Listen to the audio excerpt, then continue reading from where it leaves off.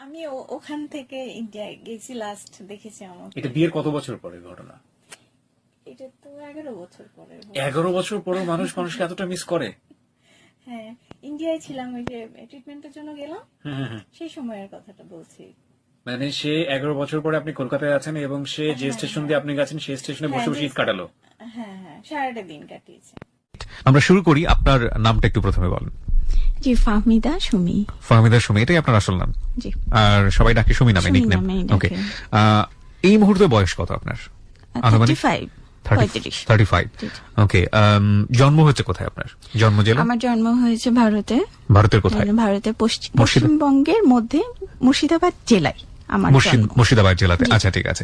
আর এখন তো বর্তমানে ঢাকাতে আছেন নাকি? জি, এখন বর্তমান ঢাকাতে আছি, মিরপুরে। সুমি 35 বছর বয়স এবং তার বর্তমান আবাসস্থল হচ্ছে ঢাকার মিরপুর, কিন্তু তার মূলত জন্ম হয়েছে পশ্চিমবঙ্গের কোন একটি জায়গায়। আমরা একটু শুরু করি। হ্যাঁ, আমরা একবারে ছোটবেলা যেখান থেকে আপনার মনে আছে আপনার পুরো জীবনের গল্পটা একটু শুনতে চাই, বলুন। ওখানে আমার ওই যে মুর্শিদাবাদে আমার জন্ম, ইন্ডিয়াতে বড় হয়েছি। স্কুল লাইফটা তো আমার ওখানেই কেটেছে, ক্লাস ইন্টার পর্যন্ত আমার ওখানেই পড়াশোনা। তো হিন্দুস্তান যেটা, সেখানে হিন্দুদের ইয়েটাই তো বেশি, সংখ্যাটা বেশি। তো সেই ক্ষেত্রে দেখা যায় হিন্দুদের সঙ্গে বেশি আমার ওঠা বসা, বা আমাদের ইয়েতে মুসলমান ভাগ খুব কমই। যাই হোক, তবুও ভালোই সব মিলেমিশেই। আমরা 4 ভাই 1 বোন, তবে চাচা ফুপু সবাই মিলে আমরা হচ্ছে একটাই বোন। আমি মানে পুরো পরিবারের মধ্যে আপনি বংশে একটাই? তার মধ্যে হচ্ছে 15 জন ভাইয়ের মধ্যে আমি একটাই। 15 জন ভাইয়ের একটাই বোন। ওকে। তো অনেক আদরের। ভাইরা বড়, আমার ছোট একটাই ভাই আছে, 4 বছরের ছোট। আচ্ছা আচ্ছা। তো ভাইরা তারপরে ছোটবেলায় ওখানটায় তো ভাইদের আদরেই বড় হওয়া। তার ওখানে ইংলিশ মিডিয়ামে ছোটতে ভর্তি। তারপরে গেলাম ক্লাস 5-এ, তখন গার্লস স্কুলে ভর্তি হয়েছিল। বাংলা মিডিয়ামেই তখন আবার পড়লাম।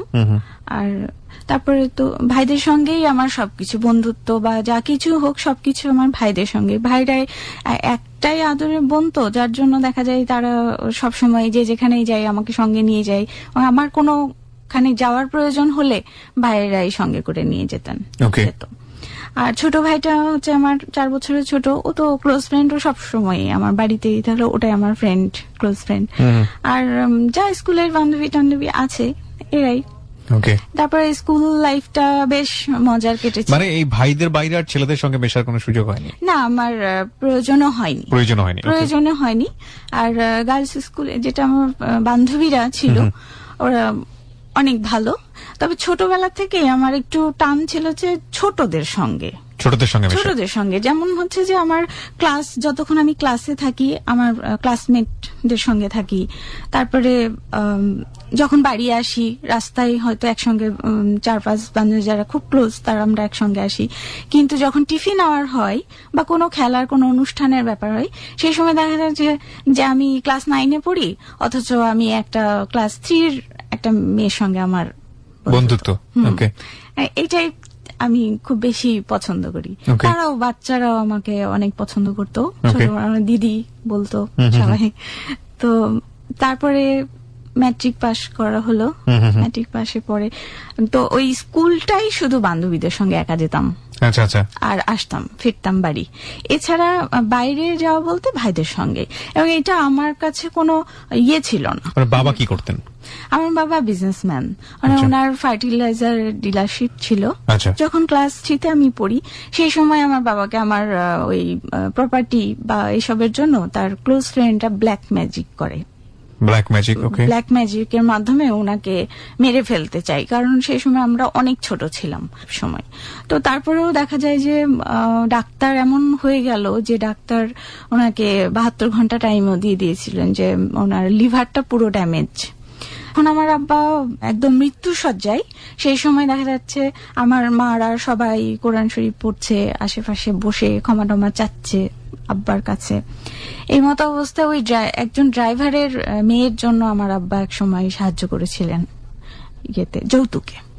তো উনি ওই ঋণটা জাস্ট ইয়ে করার জন্য এসে আমাদেরকে জানালেন যে ওনার একটা পরিচিত জায়গা আছে যেখানটায় গেলে আমার আব্বাকে সুস্থ করা সম্ভব হবে উনি মনে করেন। ওকে। তো আমার আব্বা বা আমাদের ফ্যামিলি কেউ ওই যে ওঝা কবিরাজ এগুলো বিশ্বাস করেন না। তো কি জানি লাক বাই চান্স সবাই রাজিও হয়ে গেল এবং একটা গ্রামে গেল, বেশ কয়েক কিলোমিটার দূরে একটা গ্রামে উনি নিয়ে গেল। আচ্ছা। এবং তিনি একজন মহিলা জি। কবিরাজ যেরকম বলেন, তো উনি ওই দেশে উনি মুসলমানই ছিলেন। তো উনি আবার আল্লাহর কালাম দিয়ে অনেক কিছুই করলেন, পানি পড়ে দিলেন, তারপরে কিছু আল্লাহর কালাম জাফরান কালি দিয়ে লিখলেন, লিখে পানিতে ভিজে ওই রংটা দেখা যায় যে পানির মধ্যে মিক্সিং হয়ে গেলে আব্বাকে খাওয়ানো হলো, আমার মাকে দিয়ে এগুলো করানো হয়েছিল এবং ইনশাল্লাহ আব্বা সুস্থ হয়ে গেলেন।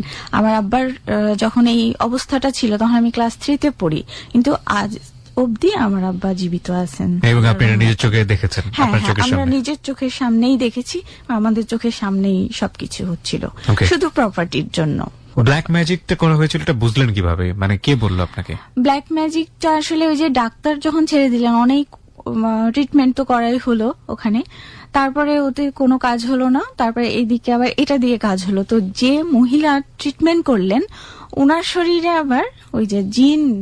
আচ্ছা আচ্ছা, তো উনি বলেছিলেন যে ব্ল্যাক ম্যাজিক করা হয়েছে। Black magic. এবং প্রায় আমি যখন ক্লাস 9 অথবা 10-এ পড়ি, ঠিক এই মাঝখানে ওই একজন সাধু বাবা এসেছিলেন, ওনাকে আমার আব্বা ভালোভাবেই চিনতেন। আচ্ছা। তো উনি আমাদের বাড়িতে আসেন, তো উনি যে সময় আসেন সেই সময় উনার হাত দুটো, যেমন হাতের আঙুলগুলো কেমন যেন একদম মানে কুকড়ে যায়, মানে সোজা করতে পারে না। তো উনি এসে আমার আব্বার কাছে, আমার সামনে, তো উনি একজন সাধু ছিলেন, তো উনি আমার আব্বাকে সেই সময় ক্ষমা চাচ্ছিলেন যে উনি সাধনা করে আব্বাকে ব্ল্যাক ম্যাজিক করেছিলেন। আচ্ছা আচ্ছা, ও এই লোকটাই করেছিল ব্ল্যাক ম্যাজিক। আচ্ছা, ওনার কাছে টাকা পয়সা নিয়ে গিয়ে উনি টাকা পয়সা নিয়ে করেছেন যারা গিয়েছিলেন। তো তারপরে আব্বা তো ওই অবস্থায় সুস্থ হয়ে গেলেন এবং আমরা যথাযথ স্বাভাবিক হলাম। হওয়ার পরে তারপরে এই যে এর মধ্যে তো আমি ইন্টারে পরীক্ষার আগ মুহূর্তে, সেই সময় আমার এদেশে বাংলাদেশে আমার বড় খালার বাড়ি থাকেন, মানে যুদ্ধের সময় বড় খালু এই দেশে মানে চাকরি সূত্রে উনি এই দেশে চলে আসেন রাজশাহীতে। তো ওই খালার পুরো ফ্যামিলিটাই বাংলাদেশে এখনো। ওকে। হ্যাঁ, ওনারা তো অনেক বড় বড়। আমার খালার যে বড় মেয়ে উনি আমার মায়ের মানে একদম সমবয়সী। ওকে। ওনাদের তো যাওয়া আসা আছে ইন্ডিয়াতে। তো আমি আমার জন্য, সবাই তো টুকটাক মেয়ে থাকলে কথা বলে বিয়ের জন্য যে বিয়ে দাও, এখানে দাও, এই ছেলে আছে, এই ছেলে। তো আমার ওই খালাতো বোনরা গিয়ে আমার আব্বা মার সঙ্গে এমনি জাস্ট ফান যে আমরা নিয়ে যাই সুমিকে বাংলাদেশে। হ্যাঁ, বাংলাদেশে নিয়ে যাই, খালু আপনি কি বিয়ে দেবেন কিনা বাংলাদেশে, ওকে আমরা আমাদের ছোট বোনকে নিয়ে যাই। তা আব্বা এবং মা দুজনেই ছিলেন, ওনারা বললেন যে দেখো সবাই মিলে ছেলে তো, ওর ভাগ্যে যেখানে আছে সেখানে তো অবশ্যই হবে, আল্লাহর ইয়েতেই, ইচ্ছাই। তবে যেখানে আমরা ছেলে সবাই দেখতে থাকুক, যেটা ভালো মতো পাবো আমরা সেখানেই দিব। তো এইটা আমার বোনটা সিরিয়াসলি নিয়েছিলেন। নেওয়ার পরে এসে উনি তখনই, এটা 99 সালের ঠিক ওই সেপ্টেম্বরের দিকের কথা আমি বলছি। তো এরপরে উনি এই দেশে বাংলাদেশের নাটোরে আমাদের রিলেটিভের মধ্যে একজন ছেলের সঙ্গে আমার বিয়ে ঠিক করেন। আচ্ছা আচ্ছা, রিলেটিভ, দূর সম্পর্কের রিলেটিভ। একদম কথা ফাইনাল হয়ে যায় যে বিয়ে, আমাদের ওখানে বিয়ে হবে। তারপরে আমার আব্বা 2000 সালের ওই 2000 সালের জানুয়ারিতে আমার আব্বা বাংলাদেশে আসেন কিছুদিনের জন্য বেড়াতে, একাই। ওই সময় তখন আমার ওই বোনটা, খালাতো বোন বলেন যে সুমির জন্য একটা বিয়ে ঠিক করেছি, তো এই ছেলে। আমার আব্বা বললেন যে ওকে ওখানটায় বিয়ে দেওয়া মানে ওকে হাতে ধরে মেরে ফেলা হবে, কারণ ওইটা একটা গৃহস্থ ফ্যামিলি।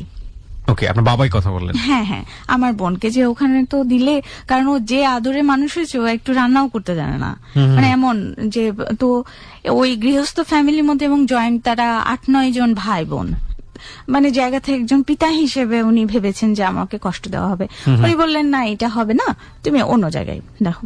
তো আমার বোন জিজ্ঞেস করেছিলেন যে তাহলে খালু আপনি সুমির জন্য কোন ধরনের ছেলে মানে পছন্দ করবেন।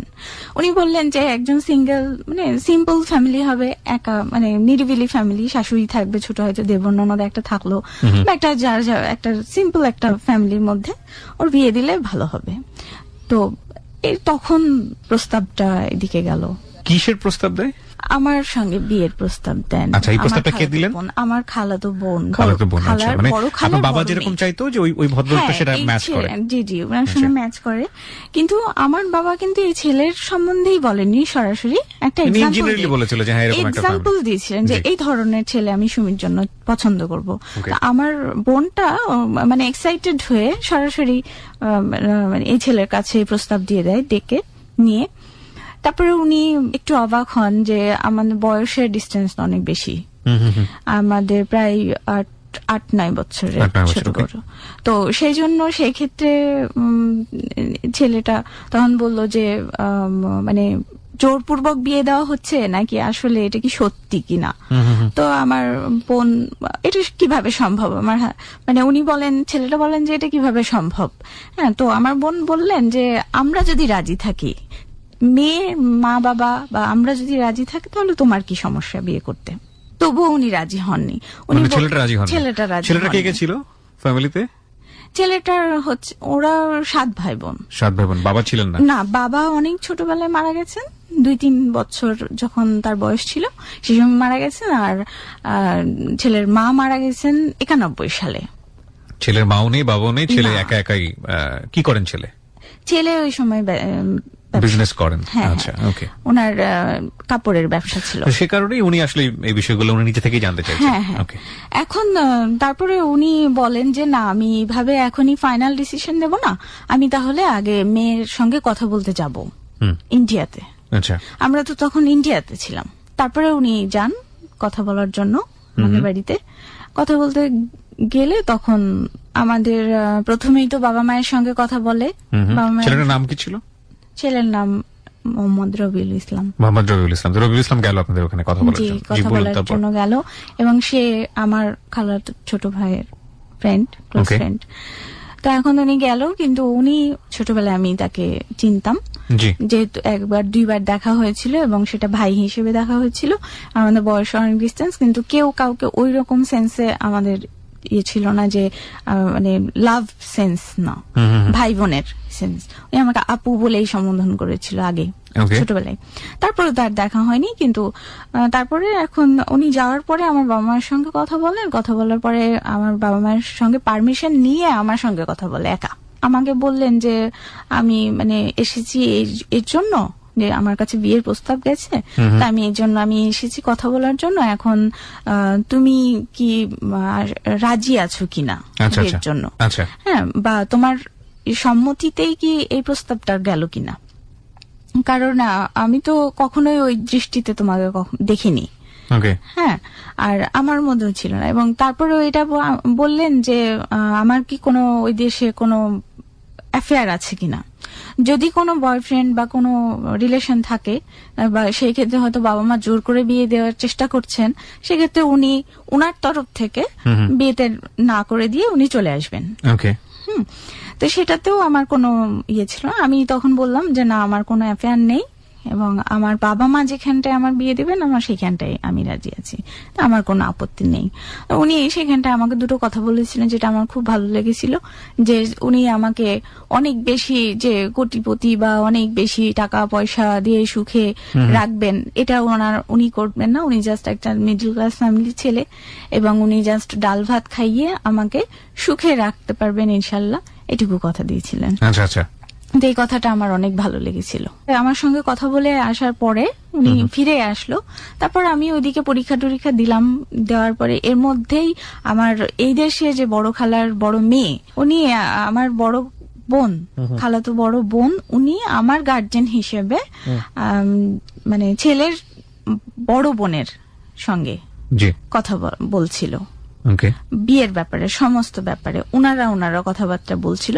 কারণ সেই সময় আমাদের সঙ্গে ওইখানে সরাসরি ইন্ডিয়া আর বাংলাদেশের যোগাযোগটা খুব দুর্বল ছিল। তো আমরা সেই ক্ষেত্রে আব্বা মার সঙ্গে সব কথা হতো না, কম কম হতো। কোনো মেসেজ গেল এখান থেকে টেলিফোনে যোগাযোগ করতো অনেকদিন, 2 দিন 3 দিন পরে আমরা জানতে পারলাম মেসেজ বা কোনো লেটার পাঠানো হলো, তখন আমরা জানতে পারলাম যে মা বাবা জানতে পারলো যে এদেশে কি হচ্ছে আমার বিয়ের ব্যাপারে।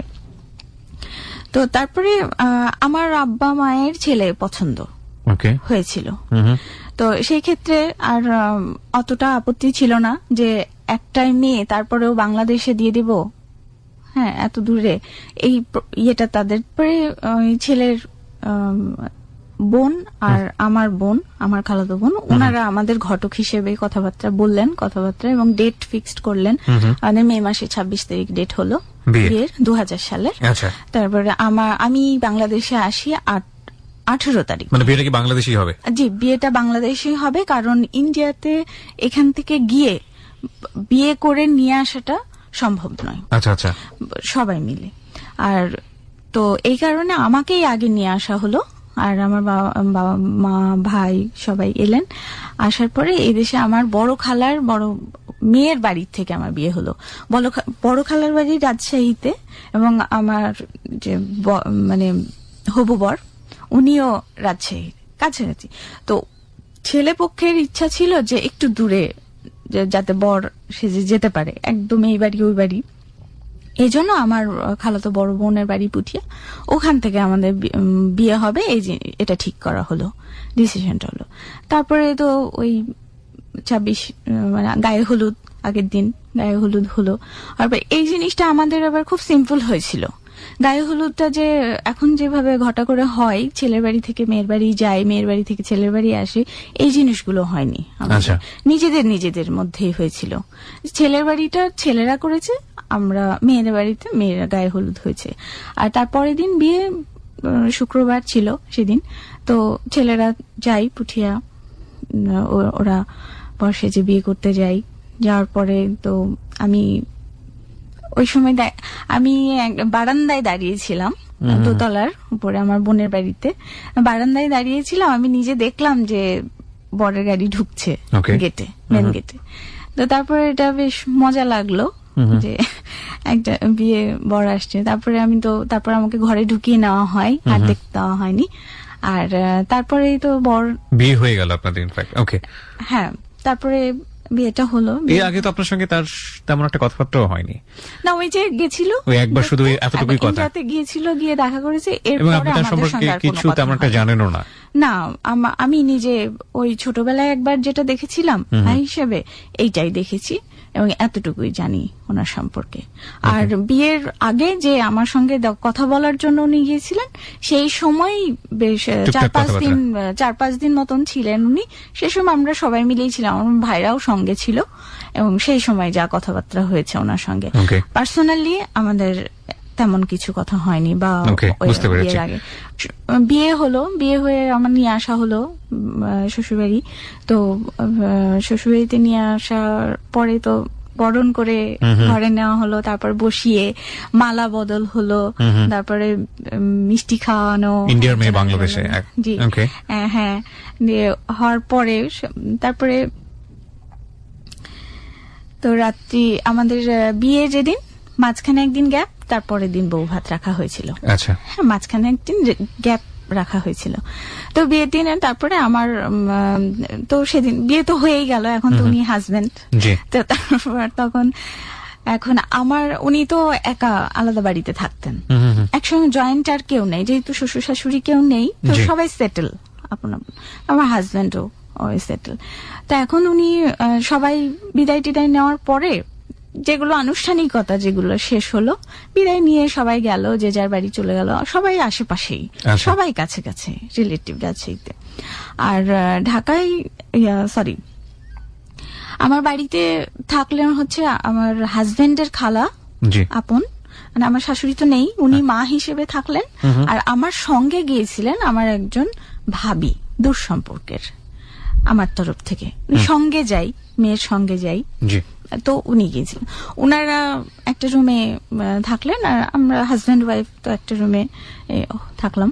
তো তারপর রাত্রি 12টা 12:30 এরকম হবে, এর মধ্যে সবাই গুড নাইট তারপরে ঘরে আমি তো আগে থেকে ঘরেই ছিলাম, তারপরে ড্রেস চেঞ্জ করে দিয়েছিল আমার মামাতো ননদ, উনি ড্রেস চেঞ্জ করে দিয়ে আমাকে ফ্রেশ করানো হয়েছিল, যে বিয়ের যে পোশাক আশাক ওইগুলো বাদ দিয়ে।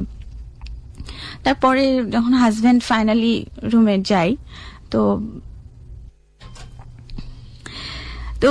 রাইটে 12:30 একটা দিকে আমার হাজবেন্ড ঘরে আসেন। তো তারপর আমি তখন খাটে সাজানো একটা রজনীগন্ধা ফুল আর মাঝে মাঝে গোলাপ দিয়ে একটা সুন্দর খাট সাজানো হয়েছিল, তো অনেক সুন্দর, অনেক সুইট। আর বেডশিটটা ছিল একদম মেরুন। তো আমার হাজবেন্ড বিয়ে করবে তার আগ মুহূর্তে উনি নিজের বাড়িটা নিজে হাতে সাজিয়েছেন, যে তাকে নতুন যে বউ নিয়ে আসবেন আর সুন্দর করে নিজে হাতে সাজে। এবং বিয়ের যে ওই যে সাজানোটা, বেডটা সাজানো ফুল দিয়ে, এটাও উনি নিজেও নাকি নিজেই করেছেন? না, নিজেই করেননি, লোক নিয়ে এসে যারা করে ফুল দিয়ে যারা সাজায় ওনারা ছিল সাথে, উনিও participate. Okay okay, that's fine. Okay, কারণ তো বাট এগুলো ওনাকে নিজে থেকেই করতে হয়েছে যেহেতু ওনার ওরকম কেউ ছিলেন না। হ্যাঁ, জি। তো উনি তারপরে যখন গেলেন, আমি খাটের উপর বসা, এখন উনি যে ঢুকে দাঁড়িয়েছে আমার সামনে, আর আমি মানে একেবারে অনেক আবেগে, মানে কি বলবো, যে ওনাকে সামনে পেয়ে আমি একদম জোরে উঠে খাটে বসাছিলাম, এত স্পিডে এসে তাকে আমি জড়িয়ে ধরি। কেন? এক ছিল যে উনি একদম নতুন একটা দেশে আমি এসে পড়ে গেলাম, তারপরে হচ্ছে সবাই নতুন, আর আমি তখন একদম মানে আঙুল ধরা ভাইদের হাত ধরে চলা মেয়ে থেকে হুট করে বিয়ের পিড়িতে বসে you are feeling nervous or something like, যে ওকে অনেক ফিল করছিলেন? এটা জাস্ট আমার সেই মানে আমি স্বস্তি পাচ্ছিলাম। আমি যতটুকু বুঝতে পারছিলাম যে ব্যাপারটা এরকম হয় না যে অনেক সময় পাশাপাশি দুজন হাঁটছে, হঠাৎ করে একটা বজ্রপাত হলো, দাম করে মেয়েটা ছেলেটাকে জড়িয়ে ধরলো, মানে লাইক আপনার এনভায়রনমেন্টে এরকম ছিল যে হঠাৎ করে সবকিছু হয়ে যাচ্ছে, কিছু বুঝতে পারছেন না, এবং ভিতরে ভিতরে একটু ইনসিকিউর ফিল করা, একটু নার্ভাস থাকা, এবং সামহাউ কেউ একজন থাকলে তাকে তার হাতটা ধরা আর কি। আর এই যে শ্বশুরবাড়ির দিকে আমার মানে বাংলাদেশে উনি একমাত্র আমার পরিচিত ছিল, এবং উনি আমি কমফোর্টেবল ওনার কাছে। ওকে ওকে। কারণ এই যে বলেছিলাম, আগেই বলেছিলাম যে ছোটতে একবার একটু দেখা হয়েছিল। না, একবার না, ছোটতে, আচ্ছা, অনেক ছোটতে, তখন আমি ক্লাস 5-এ পড়ি, এই সময় ওনার সঙ্গে দেখা হয়েছে, কিন্তু উনি আমাকে বোন হিসেবে কিন্তু ট্রিট করেছেন। ভদ্রলোকের নামটা কি? রবি। ওকে। ইভেন উনি আমাকে ওনার যে পায়ের উপরে, এক পায়ের উপরে দেখা যাচ্ছে বসিয়ে আদর করেছে মুখে, আপু আপু সম্বোধন করে। হ্যাঁ, আপু কেমন আছো, আপু এসো, এটাই। হ্যাঁ, তো সেই যে একটা বড় ভাই, আর আমাদের তো বয়সের বেশ একটা গ্যাপ আছে, 8-10 বছরের, সেক্ষেত্রে একটা ইয়ে। তো ওই একবার দেখেছিলাম, পরে আবার বিয়ের সময়, মানে বিয়ের কথা বলার সময় যখন উনি গেল ইন্ডিয়াতে, সেই সময় তো আরেকটু আবারও আর অনেক বেশি ইয়ে হয়ে গেলাম, যখন আমরা জেনে নিশ্চিত হয়ে গেলাম যে না, আমাদের বিয়ে হচ্ছে, তখন তো তার সঙ্গে আপনি কি একবারে মানে জড়িয়ে ধরলেন? হ্যাঁ, একেবারে মানে একদম জড়িয়ে। তো উনি মানে অবাক হয়ে গেছেন, মানে অবাক হয়েছেন বলতে কি, যে কি হচ্ছে ঠিক বুঝতে পারছেন, বাসর রাত, হ্যাঁ, যে হাজবেন্ড ওয়াইফ হলাম, অথচ আমি জড়িয়ে ধরলাম, উনি বুঝে উঠতে পারছিল না যে আমি কি ভয় পাচ্ছি, মানে কান্না করব নাকি অনেক বেশি হ্যাপি। হ্যাঁ, অনেক বেশি হ্যাপি, উনি সেটা বুঝে উঠছে। এখন আমি আমার মন থেকে, মানে বাংলাদেশে তো একটা এত দূরে আমি চলে এলাম সবকে ছেড়ে, আমার মা বাবা ভাই সবাই চলে যাবে 7 দিন পরে, আবার ব্যাক করবে ইন্ডিয়াতে, বাংলাদেশে। তারপরে জড়িয়ে ধরলাম সামনে থেকেই, একদম সামনে থেকে ওনাকে জড়িয়ে ধরলাম। উনিও দেখলাম যে না, আমাকে উনি বেশ সাপোর্ট করলো, প্লাস মাথায় হাত বোলাচ্ছিল। Very sweet move. হ্যাঁ, এবং এখানে যাওয়ার পরে প্লিজ লাইক দিতে ভুল করবেন না, লাইক দেওয়ার সঙ্গে সঙ্গে আপনি আমার পেজের মেম্বার হয়ে যাবেন। সুমি, আমরা যেখানটায় ছিলাম, যে সাধারণত এটা হয় না বাসর ঘরে, আমরা জানি যে ওয়াইফ খুব একটু কনজারভেটিভ থাকে এবং হাজবেন্ড এই ব্যাপারগুলো একটু অন্যরকম থাকে। হ্যাঁ, তো বলুন তারপর কি হলো?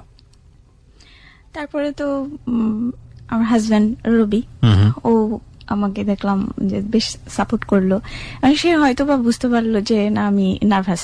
আচ্ছা আচ্ছা। হ্যাঁ, আর সে আমার আমার শ্বশুরবাড়ির দিকের আত্মীয় স্বজন এবং বাংলাদেশেরও ম্যাক্সিমাম আত্মীয় স্বজনের চাইতে উনি আমার সবচেয়ে কাছের ছিল সেই সময়, পরিচিত।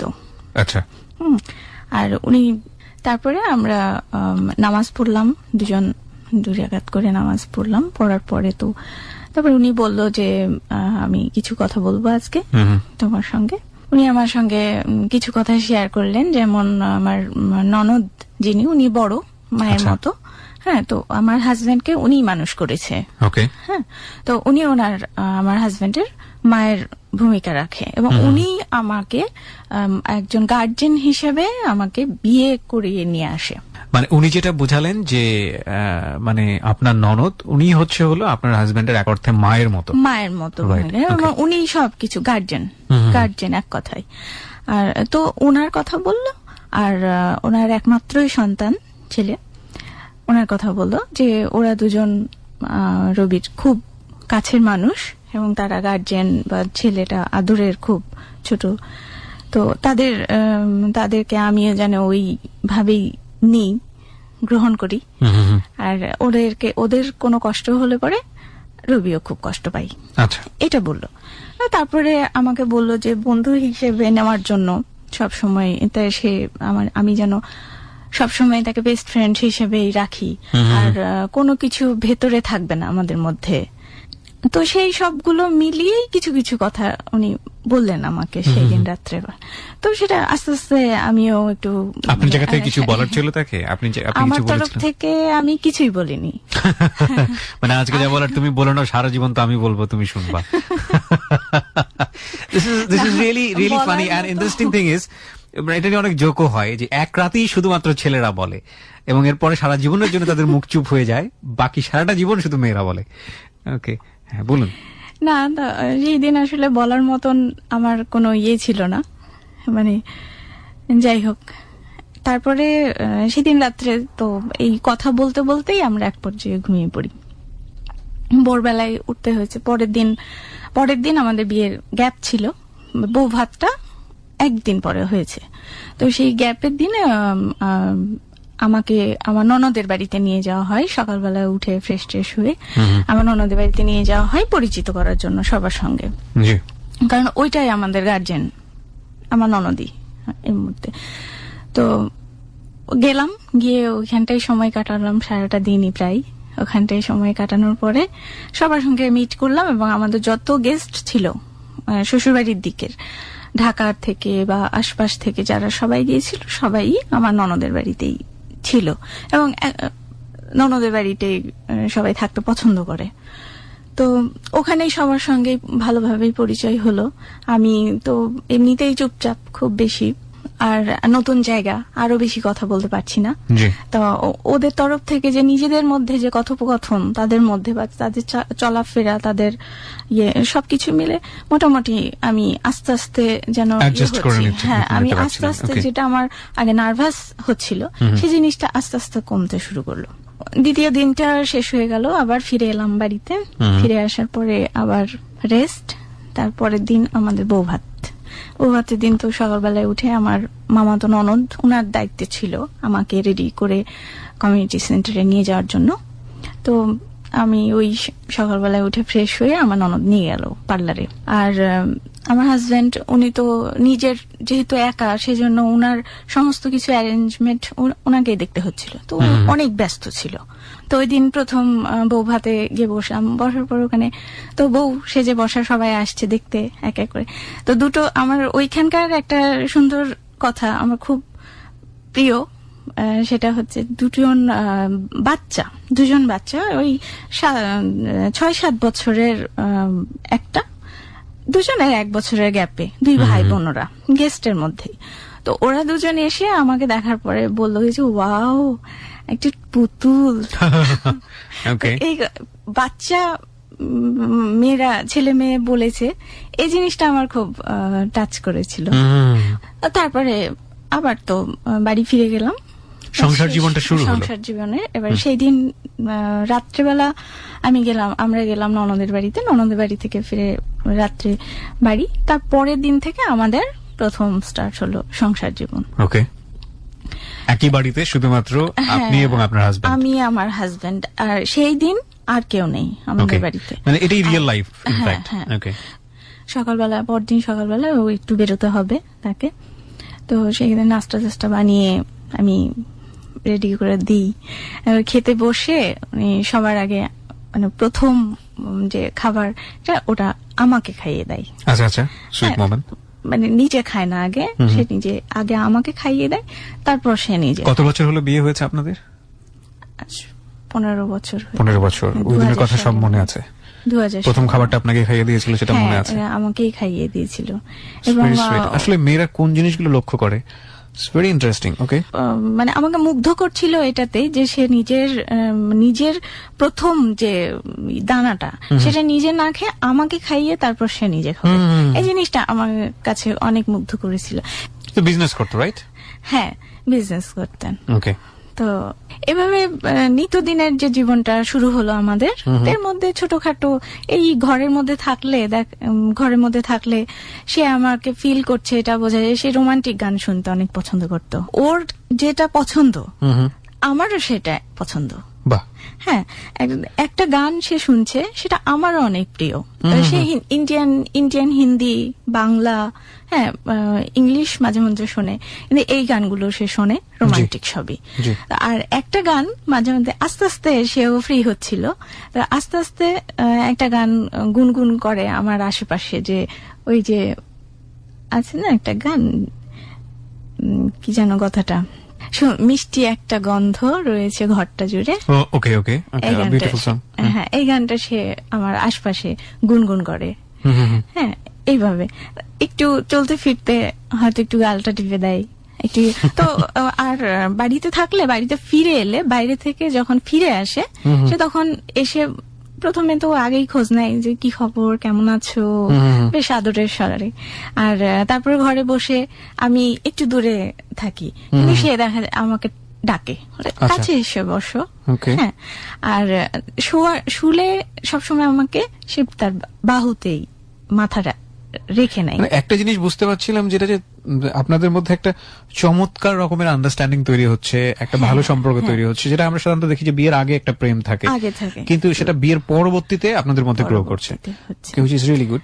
তারপর জিনিসটা সব ক্ষেত্রেই কিন্তু একটা আদর আদর ভাবটা কিন্তু এখনো বেশি।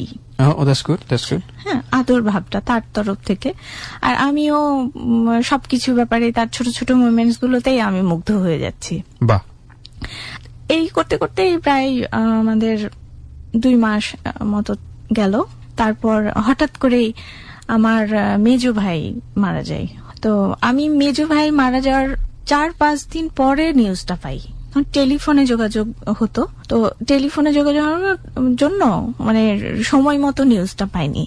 বলা হচ্ছিল যে তোমার ভাই খুব অসুস্থ, মেজো ভাই হসপিটালে ভর্তি। মানে আমার ভাইটার অ্যাজমা ছিল ছোটবেলা থেকে, অনেক শিশুকাল থেকে, এবং এটা প্রকোপ আকারে হতো। আচ্ছা আচ্ছা। ওই টপিকটা নিয়েই আমাকে কথাটা বলা হয়েছিল যে তোমার ভাইয়ের এরকম অ্যাজমা হয়েছে, ও এত সিরিয়াস যে তাকে হসপিটালে ভর্তি করা হয়েছে, তুমি দোয়া করো, হয়তোবা সে ফিরবে কি ফিরবে না। এইভাবে আমাকে টাচ দেওয়া হয়েছে ধীরে ধীরে। তারপরে আমি এক সময় কেন জানি না, কিন্তু মন থেকে আমি ফিল করছিলাম যে আমার ভাইটা হয়তো মারা গেছে, আর বলছে না। কিন্তু কেন আমার অনুভূতিটা হয়েছিল আমি নিজেও জানি না। তো আমার ভাগনা ও মোটরসাইকেলে করে, আমার মন খারাপের জন্য মোটরসাইকেলে করে একটু রাজশাহী ইউনিভার্সিটির দিকে ঘোরাতে নিয়ে যাই। আচ্ছা। তো ওকে আমি বলছিলাম যে জানো তো আমার ভাই হয়তো মারা গেছে, আমার মনে হচ্ছে, কিন্তু সবাই বলছে অসুস্থ, আমার মনে হচ্ছে মারা গেছে।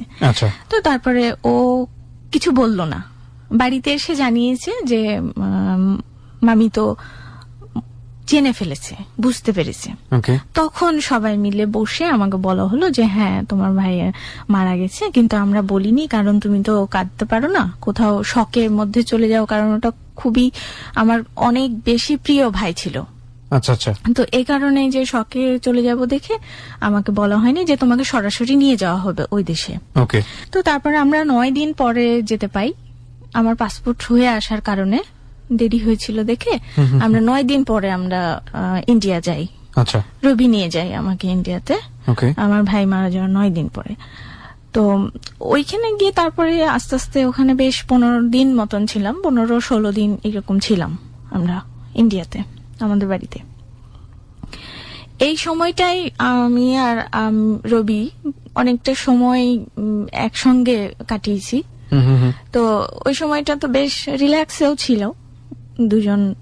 তো এইখানটাই আমার হাজবেন্ড আমাকে বোঝাচ্ছিল একদিন বসিয়ে, আর বোঝালো যে দেখো তুমি হয়তো আমার সঙ্গে অনেকটা মানে লজ্জা পাও বা নিজেকে হয়তো গুটিয়ে রেখেছো, সব কিছু মিলেই তোমার মধ্যে একটা জড়তা, বা তুমি আমাকে খুলেও কিছু বলো না, হয়তো দুঃখ পেলেও সেটা চেপে রাখো, আর কোনো ভালো কথা হয়তো বলো না। কিন্তু এরকম হলে পরে তো আর জীবন চলবে না। এখন আমরা তো বিয়ের বন্ধনে আবদ্ধ, তা এখন আমাদেরকে দুজনকেই খোলামেলা হতে হবে, দুজনকে শেয়ার করতে হবে কথাবার্তা। এটা যদি না হয় তো দেখা যাবে আমি আমার তরফ থেকে আমি খুব এনজয় করছি লাইফে, তুমি বোর ফিল করছো বা তুমি একটা মানসিক ভাবে নির্যাতিত হচ্ছ। এটা হতে পারে, কিন্তু সেটা তোমাকে একটু খোলামেলা হতে হবে। তোমার কোনো কষ্ট হলে সেটা আমাকে বলো, বা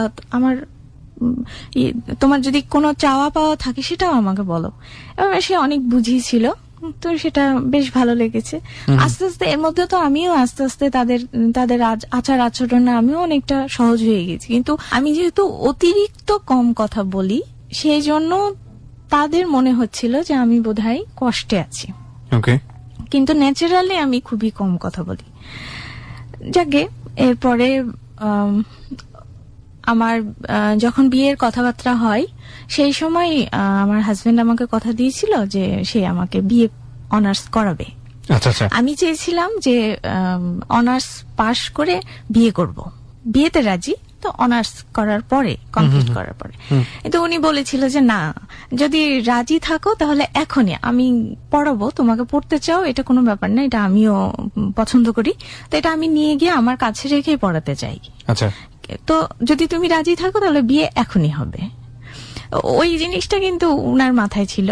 আর তো এর মধ্যে আমি যখন যাই 2 মাস পর, তখন ওই দেশে আমাদের আবার ওই ইন্টারের রেজাল্ট বের হয় ঠিক ওই সময়টাই। তো এই সময় তখন ওই রেজাল্টটা সার্টিফিকেটও হাতে পেয়ে গেলাম, বেশ একটা সুযোগ পেয়ে গেলাম। তো ওই সার্টিফিকেট তুলে নিয়ে আমরা আবার ফিরে আসি দেশে। দেশে ফিরে আসার পরে উনি আমার হাজবেন্ড নিজের চেষ্টায় রাজশাহী মহিলা কলেজে আমাকে ভর্তি করলো পড়াশোনার জন্য। ভর্তি করলো, তবে আমার কোনো ইচ্ছা ছিল না, কারণ আমি এই দিকটাই আবার হালকা পাতলা ভাবে কানে আসছিল যে তারা বউকে চাকরি করাবে না, হ্যাঁ পছন্দ করে না, সাংসারিক একটা মেয়ে চাই। সেই ক্ষেত্রে আমার মনে হচ্ছিল যে থাক, আর কি হবে পড়ে টড়ে। তো কিন্তু এটা সম্পূর্ণ রবির প্রচেষ্টা ছিল যে আমাকে পড়ানোর ব্যাপারটা। ভর্তি হলাম। ভর্তি হওয়ার পরে তারপরে তো পড়াশোনা শুরু হলো, রেগুলার ক্লাস করি। তো এই সময়টাই রবি আমাকে অনেক করেছে, সাপোর্ট দিয়েছে, মেন্টালি সাপোর্ট। এবং যে আমি তখন সব আস্তে আস্তে শান্তশিষ্ট বা সব যাই হোক, তার জন্য সবাই পছন্দ করতে লাগলো। আমি আস্তে আস্তে সবার আশপাশ, সবার আত্মীয় স্বজন সবারই প্রিয় হতে শুরু করলাম। এর জন্য ম্যাক্সিমাম দিনেই আমার বাড়িতে সন্ধ্যাবেলায় গেস্ট থাকতো। তো আমরা হাজব্যান্ড ওয়াইফ যে একা, আমরা সময় পেতাম একদম রাত্রি 12টার পরে, যে নিজেদের গল্প, নিজেদের যে দুষ্টুমি যাই হোক সবকিছু রাত্রি 12টার পরেই সময় পেতাম আমরা। এখন ওনার সমস্ত কিছু ব্যাপারই আমাকে আস্তে আস্তে মুগ্ধ করতে শুরু করলো। হ্যাঁ, তো এখন আচ্ছা, আমার ক্লাস শুরু হলো, তখন পড়াশোনা, পরীক্ষা, এগুলো এর মধ্যে সবকিছু। তো ওই পড়াশোনার সময় সে আমাকে অনেক সাপোর্ট করেছে এবং হেল্প করেছে। যেমন ওই সন্ধ্যা টন্ধ্যার ব্যাপারে সবসময় দেখা যায় বাসায় কেউ না কেউ গেস্ট থাকেই, পড়াশোনায় ব্যাঘাত ঘটতো হয়তো, কিন্তু রাত জেগে পড়ার জন্য সে অনেক আমাকে হেল্প করতো। আমি রাত জেগে পড়ছি, সে ঘুমায় না, সে আমার জন্য কফি বানিয়ে একটু পর পর কফি বানিয়ে এনে দেয়, বা একটু হরলিক্স করে এনে দিল, বা খোঁজ নেয়। কিন্তু সে কিন্তু ঘুমায় না, আমাকে পড়তে দিয়ে সে পাশের রুমে টিভি দেখে, বাহ। কিন্তু তবুও জেগে থাকবে আমি যতক্ষণ পড়ছি। তুমি পড়ো, আরো পড়ো যদি আমি পড়তে চাই। তো এভাবে তার ইয়ের জন্যই মানে বেশ আমার ইয়েটা পাওয়া। তারপরে পরীক্ষা হলো, পরীক্ষার পরে তো রেজাল্ট যেদিন, আমি তো রেজাল্টে আমি ভয়ে যাইনি রেজাল্ট দেখতে, যে একে তো শ্বশুর বাড়িতে আবার পড়াশোনার তো যদি খারাপ রেজাল্ট হয় তাহলে তো একদম বদনামে শেষ থাকবে না। কিন্তু রবি যাই, গিয়ে এসে রেজাল্ট দেখে, কিন্তু সেকেন্ড ক্লাস পেয়েছিলাম, মার্ক ভালো ছিল। ওকে ওকে। ও রেজাল্টটা দেখেই ফেরার পথে সে আগেই ফোন করে জানাই, তার বোনকে জানাই সবার প্রথমে, তারপর আমাকে বলে, তো তার চোখে পানি। বাহ। হ্যাঁ, সে এত খুশি যে তার চোখে পানি, সে কাঁদছে। তারপরে ফিরে এসে খুশিতে একদম অনেক মিষ্টি বিতরণ করেছিল। তো তার এর মধ্যে 2 মাস যাওয়ার পরের মধ্যে আমার আপনাদের সম্পর্কে 2 মাস। হ্যাঁ হ্যাঁ। তারপর এর মধ্যে আমি একদিন মুখে বলতে পারি না তাকে ভালোবাসার কথা, বা এটা সেটা মুখে অতটা বলতে পারি না দেখে একদিন করলাম, তার জন্মদিনের সারপ্রাইজ দেওয়ার জন্য আমি কম্পিউটারে রেকর্ড করলাম আমার নিজের তার প্রতি যে ফিলিংস, এটা কম্পিউটারে রেকর্ড করলাম যে সে আমার জন্য কি, হ্যাঁ, কতখানি সে মূল্যবান, এইগুলো ইন্টারেস্টিং। হ্যাঁ, এটা সে আমার এক কথা বলতে গেলে অভিভাবক, তারপর সে আমার মানে অনেক প্রিয়, বা এটা যত কিছু আমার মনের মধ্যে ছিল আমি সুন্দর করে গুছিয়ে তার জন্য রেকর্ড করে রাখলাম, যে সে এসে কম্পিউটার খুলবে তো গান শোনার জন্য, জানি তো খুলে সে রেকর্ডিংটা পাবে। ওকে। সে সেটাই পেয়েছিল, এবং সেটা শুনে এত মুগ্ধ হয়েছিল যে মানে আমি যে স্বাভাবিকভাবে কথাই বলতে পারি না, সে এত রোমান্টিক ভাষায় তার জন্য কমেন্টস করেছি। এটা শুনে সেও আবারও চোখে পানি। বাহ বাহ, it's really beautiful, it's really beautiful. আমরা সাধারণত যেটা দেখি যে বিয়ের পরে নাকি অ্যারেঞ্জ ম্যারেজ হলে নাকি অনেক সময় লাভ নাকি সেখানে থাকে না, আন্ডারস্ট্যান্ডিং একটু সমস্যা হয়, but this couple is truly different from the other one. Yeah, that's really good. বলুন তারপরে উঠে এসে যে অবাক হয়ে অনেক কিছু আমাকে বলছে যে তুমি বলতে পেরেছো, বা সেটা আবার জড়িয়ে ধরে খুব আদর করলো বেশ। তো আমারও অনেক ভালো লাগলো। আরো গিফট ছিল, এবং জন্মদিনে তার জন্য আমি নিজের থেকেই তার মন পছন্দের খাবারটা রান্না করে রেখেছি, সেগুলো দেখেও অনেক সারপ্রাইজ, যে তুমি কি করে বুঝলে যে আমার এগুলো পছন্দ। এটা আমি এগুলো যে ভেতর অ্যারেঞ্জ করব, এটাও সে হয়তো আশা করতে পারেনি। তবে একটা জিনিস আছে কি, সে আজ অব্দি আমার বার্থডে সবসময় ভুলে যায়। ওকে ওকে। কিন্তু পরবর্তীতে খুব সরি বলে, এবং পরবর্তীতে সে আমাকে যেটা তার গিফট দেওয়ার কিছু, সেগুলো সে নেয়। এইটাই তো। এর মধ্যে আমার বিয়ের 2 মাস কি 2.5 মাসের মাথায় আমার একটা শারীরিক সমস্যা হয়। হঠাৎ করেই হয়। আমি ভালোই ছিলাম 2-2.5 মাস পর্যন্ত, বেশ ভালোই জীবনযাপন চলছিল। আমরা দুজন খুব সুখী, দুজনকে নিয়ে অনেক সন্তুষ্ট, অনেক সুখী। তো এর মধ্যেই আমার শারীরিক একটা সমস্যা হয়। তো সেটা হচ্ছে ব্লিডিং হতে লাগলো। পিরিয়ড যেভাবে হয়, পিরিয়ড হলো, কিন্তু ওইটা আর বন্ধ হচ্ছিল না, কন্টিনিউ হলো। প্রায় বিয়ের 2 থেকে 2.5 মাস পরে হঠাৎ করে এরকম, হ্যাঁ হঠাৎ করে এরকম হয়েছে। তো পিরিয়ড শুরু হওয়ার পরে এটা আর বন্ধ হচ্ছিল না, কন্টিনিউ হচ্ছিল প্রায় 25 থেকে 30 দিন মতন হয়ে গেল। তো এটা আমি আবার আমার যেটা জানাতে হবে এই জিনিসটাও আমি বুঝে উঠতে পারছিলাম না, হচ্ছে কেন নিজের মনে মনে ইয়ে করছি। কিন্তু রবিও ভাবছে যে এটা বোধহয় হয় বিয়ের পর, হয়তো বা কোনো হরমোন চেঞ্জের জন্য হতেও পারে এইরকম। তারপরে এক সময় আমার ননদ আসে আমাদের বাড়িতে। তো ননদ এসে তখন দেখে মুখ চোখ একটা শুকনো ভাব বা এটা সেটা, তো উনি কোনোভাবে ফিল করতে পারে। তারপর উনি সমস্যা জিজ্ঞেস করলে আমি বললাম যে এরকম প্রায় 1 মাস যাবত এরকম হচ্ছে ব্লিডিং, তো এটা উনি বললো যে না, এটা কোনো সমস্যা নেই, তুমি এটা নিয়ে চিন্তা করো না, আমি রবিকে বলে দেবো, ও ডাক্তারের কাছে নিয়ে যাবে, তুমি বলতে যদি না পারো। উনি যখন আমাদের বাড়ি থেকে বিদায় নেওয়ার সময় আমার সামনে না, উনি রাস্তায় গিয়ে বলেছে যে সুমি একটু সমস্যার মধ্যে আছে, ওর একটু প্রবলেম হয়েছে, তো তুই একটু ডাক্তারের কাছে নিয়ে যাস। উনি এটা জাস্ট টাচ দিয়ে গেল। তখন রবি এসে বললো যে এটা সমস্যা হয়েছে, তুমি আমাকে বলনি, তুমি কি বুঝতে পারছিলে যে তোমার এটা সমস্যা হচ্ছে? তা আমি বললাম যে না, আমিও ঠিক বুঝতে পারছিলাম না, কিন্তু সন্দেহ হচ্ছিল যে কেন হচ্ছে এতদিন যাবত। ওকে। তারপরে আস্তে আস্তে উনি আমাকে সঙ্গে করে নিয়ে যাই ডাক্তারের কাছে। তখন আমরা রাজশাহীতে ছিলাম। ওখানে ডাক্তারের কাছে নিয়ে গেলে ওখানে টেস্ট হয়, আল্ট্রাসাউন্ড করা হয়, ব্লাড টেস্ট করা হয়, সবকিছু করার পরে তখন ডাক্তার বলল যে এটা কোনো ব্যাপার না, এটা পলিসিস্টিক চেঞ্জ বলল ডাক্তার। তো এটা ওর বললো ম্যাচুরিটি একটু সময় লাগছে, কিন্তু এটা ঠিক হয়ে যাবে, ওষুধ খেলেই ঠিক হয়ে যাবে। আর ওর তারপর আমাকে ওষুধ দেওয়া হয় একটা, আর কোনো কিচ্ছু না, জাস্ট একটা ওষুধ, নরম্যান্স একটা নাম ওষুধ একটা দেওয়া হয়, বলে এটাও কন্টিনিউ করুক। এটা কন্টিনিউ করার পরে আমরা চলে এলাম এবং এটা কন্টিনিউ করলাম বলতে ওই 21 দিন মতো দেয়, ওষুধটা দিয়েছিল। প্রথম 21 দিন খেতে হবে, মাঝখানে গ্যাপ দিয়ে 7 দিন গ্যাপ দিয়ে আবার 21 দিন খেতে হবে, এভাবে 3 মাসের জন্য ওষুধটা দিয়েছিল। তো এটা ওষুধটা কন্টিনিউ করতে আমি সেই সময় আবার ভালো থাকছিলাম। ওকে। কিন্তু ওষুধ ছেড়ে দিলেই আমি সমস্যায় ভুগতে থাকি, ওষুধ ছেড়ে দিলেই।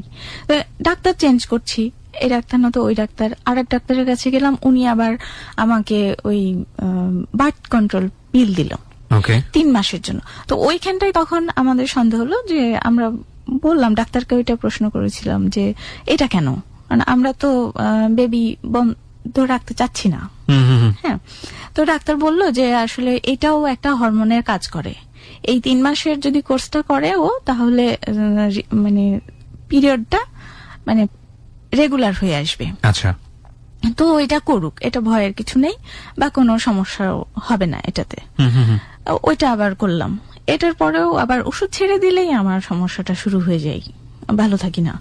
আর তারপর এরপরে এই করতে করতে আস্তে আস্তে আবার ঢাকায় এলাম, ঢাকার দিকে দেখানোর জন্য, ট্রিটমেন্টের উদ্দেশ্যে শুধু ঢাকায় আসি। ঢাকায় এসে ডাক্তার দেখায় একজনকে, ওই একই ওষুধ, কমন ওষুধ দেয়, ডাক্তার চেঞ্জ করার পরেও একই ওষুধই আমাকে দেওয়া হয়, এর উপরে কখনো দেওয়া হয়নি ইনজেকশন বা আর কিছু, বা অন্য কোনো অ্যাডভাইসও ডাক্তার করেনি।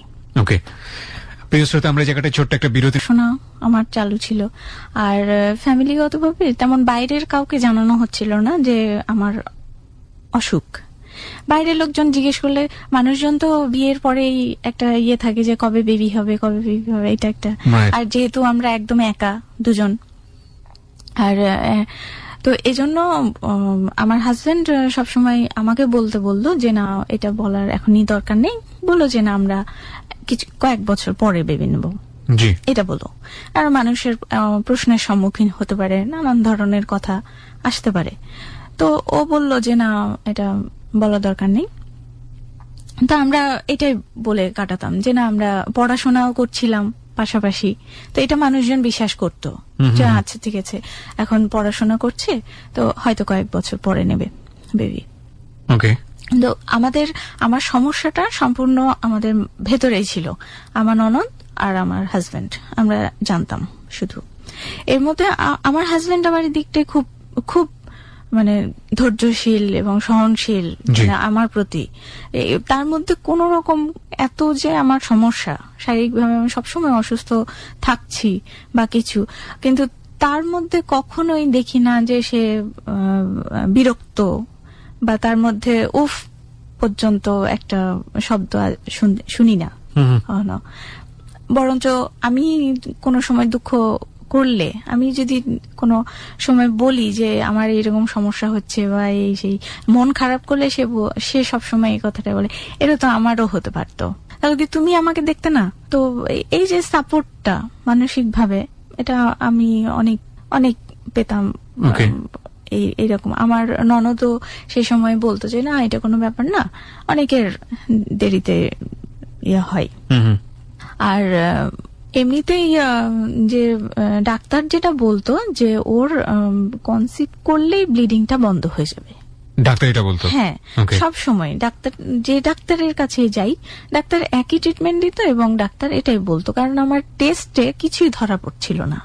তো এভাবেই চলছিল, ডাক্তারের ওষুধপত্র খেয়ে, আর এদিকটাই তো পারিবারিক জীবনটা তো চলছে মানে এর মধ্যে যে সবকিছু স্বাভাবিকই আছে, কিন্তু আমার হাজবেন্ডের দিক থেকে কোনো নেগেটিভ আমি কিছু দেখতাম না কখনোই। সে ওই অবস্থাতেই আমাকে, আমার অসুস্থ থাকলে সে বাড়ির কাজে অনেক সময় হেল্প করেছে আমাকে।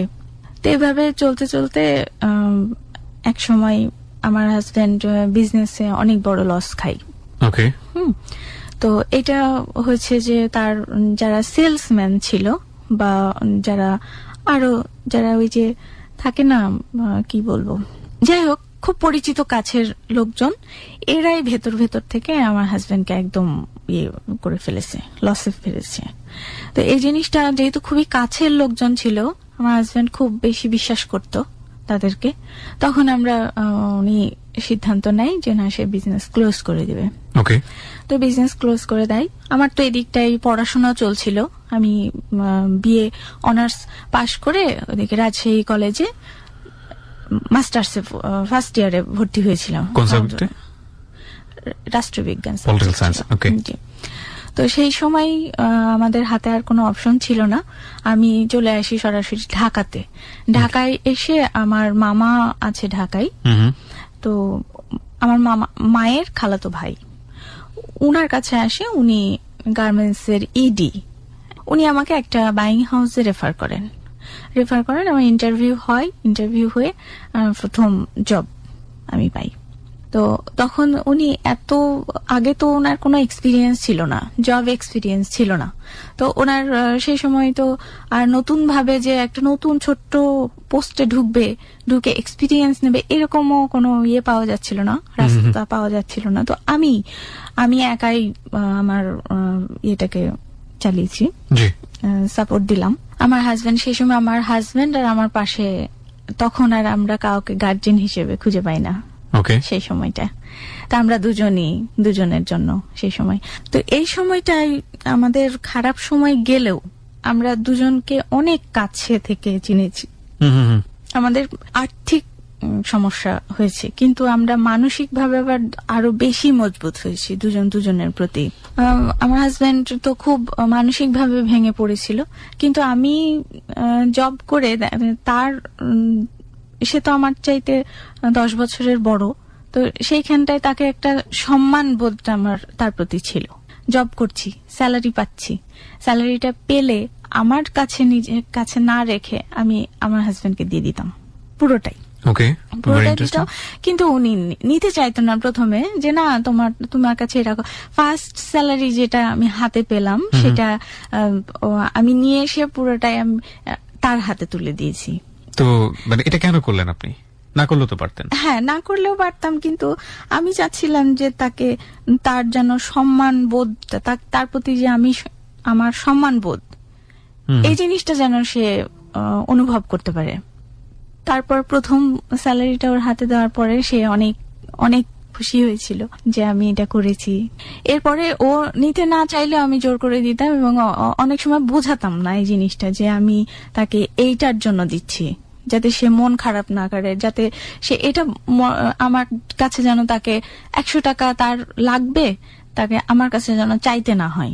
আপনার হাজবেন্ডের মাথায় কাজ করতো না কিভাবে আর্ন করা যায়, একটা টেনশন? হ্যাঁ, উনি তো ওনার সাইড থেকে চেষ্টা করতোই, কিন্তু সেই সময় পারছিল না। প্রায় 3 বছর যাবত আমাদেরকে মানে আমি যেহেতু অসুস্থ হয়ে গেলাম, তো আমার অসুস্থতার কারণে হয়তোবা ফ্যামিলি থেকে হয়তো আস্তে আস্তে সরে যাওয়ার চেষ্টা করছিল। আবার রবিও যেহেতু পুরোপুরি লস খেয়ে গেল থেকে বিজনেসে, তো কে আর এভাবে মানি দিয়ে তো কেউ হেল্প করতে চায় না। আমার হাজবেন্ড আবার এক পর্যায়ে জব পাই, একটা ফ্যাক্টরিতে ম্যানেজার জব পাই।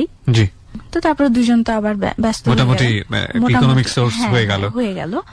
আর এই সময় দুজন ব্যস্ত ছিলাম, কিন্তু তারপরেও দেখা যায় দুজন দুজনকে অনেক হেল্প করি। আমার হাজবেন্ড ওই দিক থেকে আমাকে অনেক হেল্প করে, যে বাসায় এসে সে আমাকে রান্না বান্নায় হেল্প করেছে, এতটাই হেল্প করে। কিন্তু আমার শারীরিক প্রবলেমটাও কিন্তু ওই দিক থেকে আবার বাড়ছে।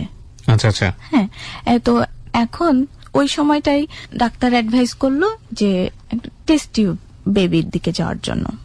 কিন্তু এমন একটা সময়ে ডাক্তার অ্যাডভাইস করলো, এই সময় আমাদের আবার মানে মানি প্রবলেমটা এসে আচ্ছা। গেল।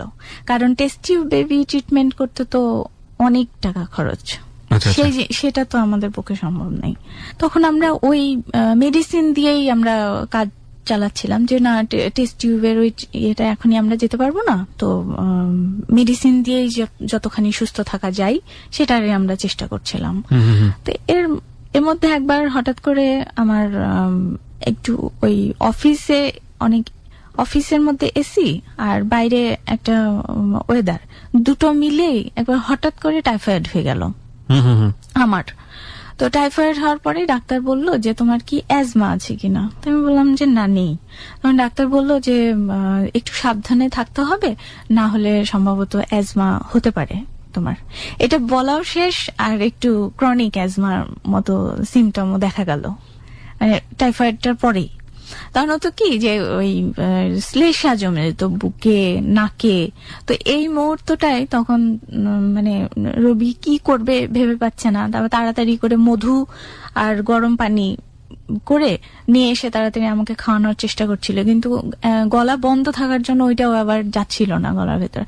তখন দেখলাম যে সে আমাকে জড়িয়ে ধরে, আমি একদম নিঃশ্বাস একেবারেই নেই, এরকম কোনোভাবেই বেরোচ্ছে না, চোখ টোক একদম কেমন হয়ে গিয়েছে, আমি সেন্সলেস হতে যাচ্ছি, এরকম সিচুয়েশন। কিন্তু আমার সেন্স আছে একটু একটু, কিন্তু এইরকম আমি এমন সময় দেখলাম যে আমার হাজবেন্ড জড়িয়ে ধরে হাওমাও করে কাটছে আমাকে, যে কি হয়ে গেল তোমার, কি হয়ে গেল, এরকম।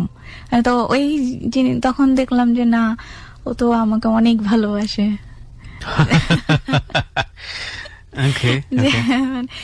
এমন কান্না, ছেলে মানুষ হয়ে যে কাঁদছে আমার জন্য। তো এটা ওই সময়েও আমি ওই মুগ্ধ হচ্ছি, অসুস্থ তারপর যাই হোক ওই মধুটা কষ্ট করে খাইয়ে গরম পানির সঙ্গে আস্তে আস্তে গলাটা পরিষ্কার হয় এবং নিঃশ্বাসটা ফেলতে পারি, করতে পারি। এই অসুস্থতার খবরটা পেয়ে আমার আব্বা দেখতে আসে আমাকে ঢাকায়। আমি খুব সিরিয়াস হয়েছিলাম।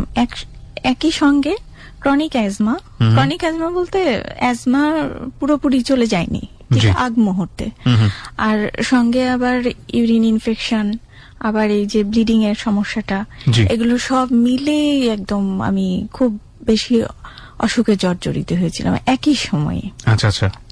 তো ওইটা জানার পরে আমার আব্বা সঙ্গে সঙ্গে চলে আসে আমাকে দেখতে, একাই এসেছিল। এসে দেখলো যে আমি আসলে অনেক অসুস্থ। সে সময় আমি অফিসও করতে পারছিলাম না, ছুটি নিয়ে বাসায় ছিলাম। তো এই সময় আব্বা প্রস্তাব দেয় রবির কাছে যে আমাকে ওই দেশে নিয়ে যাওয়ার জন্য, কলকাতায় নিয়ে গিয়ে কিছুদিন রেখে ট্রিটমেন্ট করার জন্য। ওই দেশে আবার হোমিও ট্রিটমেন্টটা অনেক ভালো। আচ্ছা আচ্ছা। হ্যাঁ, ওই অ্যাজমার, ইউরিন ইনফেকশন এগুলোর ব্যাপারে, আর মেয়েদের ব্যাপারেও হয় খুব বেশি কাজ করে। সে তো প্রাথমিক পর্যায়ে যদি ধরা পড়ে তাহলে সেখানটা খুবই ভালো কাজ করে হোমিওপ্যাথিতে। তো সে সব মিলিয়ে আমার আব্বা চাচ্ছিল যে আমি ওইদিকে যাই, গিয়ে ট্রিটমেন্ট করাই। তো সেই সময় আব্বা একা চলে গেল, আর আমার পাসপোর্টটা এক্সপায়ার্ড হয়ে গেছিল, আবার নতুন করে করতে হবে। এজন্য আমার ওই সময় আব্বার সঙ্গে যাওয়া হয়নি।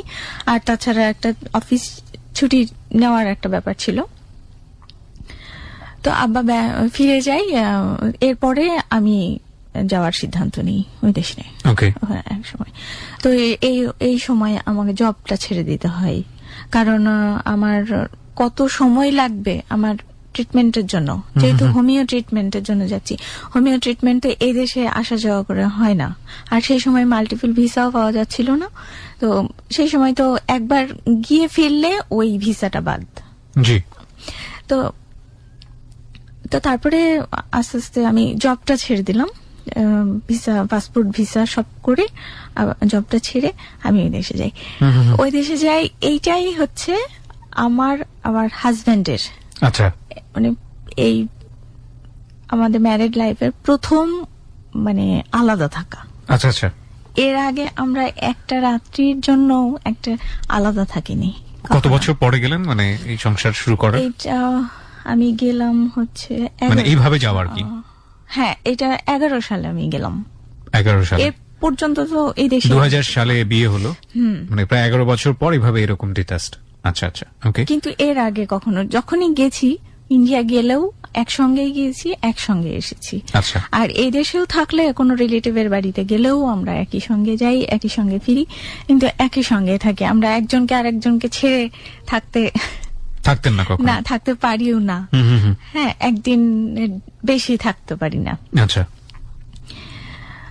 তো তারপরে গেলাম, কিন্তু যাওয়াটা একটা লম্বা সময়ের জন্য যেহেতু যাচ্ছিলাম, তো যাওয়ার আমার হাজবেন্ডই সব কিছু আমার মানে লাগেজ যে প্যাক করে দেওয়া, সবকিছু রেডি করে দেওয়া আমার হাজবেন্ডেরই ছিল। সেই সবকিছু করে দিচ্ছে, যেন আমি অনেক অসুস্থ, তো সবকিছু করে দিচ্ছে। দেওয়ার পরে যখন আমি সকালে আমার ট্রেন, আর রাত্রেবেলা একদম শেষ বিদায়, মানে আর সেই রাত্রে আমরা ঘুমাইনি। তো রাত্রে আমার হাজবেন্ড আমাকে জড়িয়ে ধরে মানে অনেক কান্নাকাটি করেছিল। যে অনেক কান্নাকাটি করছিল এই জন্য যে এর মধ্যে এই যে সময়টা 7 সাল থেকে 11 সাল যে সময়টা একটা গেল, আমরা ডাল ভাত খাই, যা করি তা করি, কিন্তু আমাদের মধ্যে কিন্তু ভালোবাসাটা কমেনি। ঝগড়াঝাটি আজকের এই যে 15 বছর সংসারের, আমাদের আজ অব্দি কেউ উচ্চস্বরে আমাদের আওয়াজ পাইনি। ও যে অনেক কান্নাকাটি করলো, তো ওই সময়টাই ও কান্নাকাটি করার ইয়েটা আমি আগে বুঝতে পারিনি যে কেন কান্নাকাটি করছে, কারণ হালকা পাতলা ও হয়তো টাচ পাচ্ছিল ফ্যামিলির ওই দিক থেকে, সবাই একটা ধারণা নিয়েছিল, নিশ্চিত হয়ে গিয়েছিল যে আমি রবির সঙ্গে থাকবো না, এরকম একটা, হ্যাঁ, এরকম একটা হিউমার ছড়িয়েছিল। যে আমার বয়স তখন যখন 7 সালে, সেই সময় তো কত 24-25 বছর এরকমই হবে হয়তোবা। তো এই সময়ে আমার বেবি ছিল না, হ্যাঁ, আর হাজবেন্ড একদম ডিস্ট্রয় হয়ে গেল। তো সেই মুহূর্তে আমি যে থাকবো তার সঙ্গে, আমি জীবন যাপন করব ভবিষ্যতে, এই জিনিসটা সবাই ভেবে নিয়েছিল যে আমি কোনো ক্রমেই এই দেশে থাকবো না, আমি হয়তো ফিরে চলে যাব ওকে ছেড়ে। আর চলে না গেলেও এই দেশে অন্য কোনো একটা বিকল্প পথ অবলম্বন করব। তো এটা হয়তো তার মাথার মধ্যে কাজ করছিল যে এই সময় আমি যাচ্ছি, আর একা যাচ্ছি প্রথম ইন্ডিয়াতে। এই ভাবছিল যে আমাকে আমার ওই দিক থেকে আমার বাবা মারাও আবার আসতে দেবে কিনা, কোন ভরসায়, জবটাও ছেড়ে দিলাম, ছেড়ে দিয়ে যাচ্ছি, সব মিলেমিশেই হয়তো কান্নাকাটিটা। আর একটা তো বললামই যে আমরা কোনোদিনই দূরে থাকিনি, একই সঙ্গে থেকেছি, থাকতে পারি না, এতটাই মন থেকে মানে টান চলে আসে।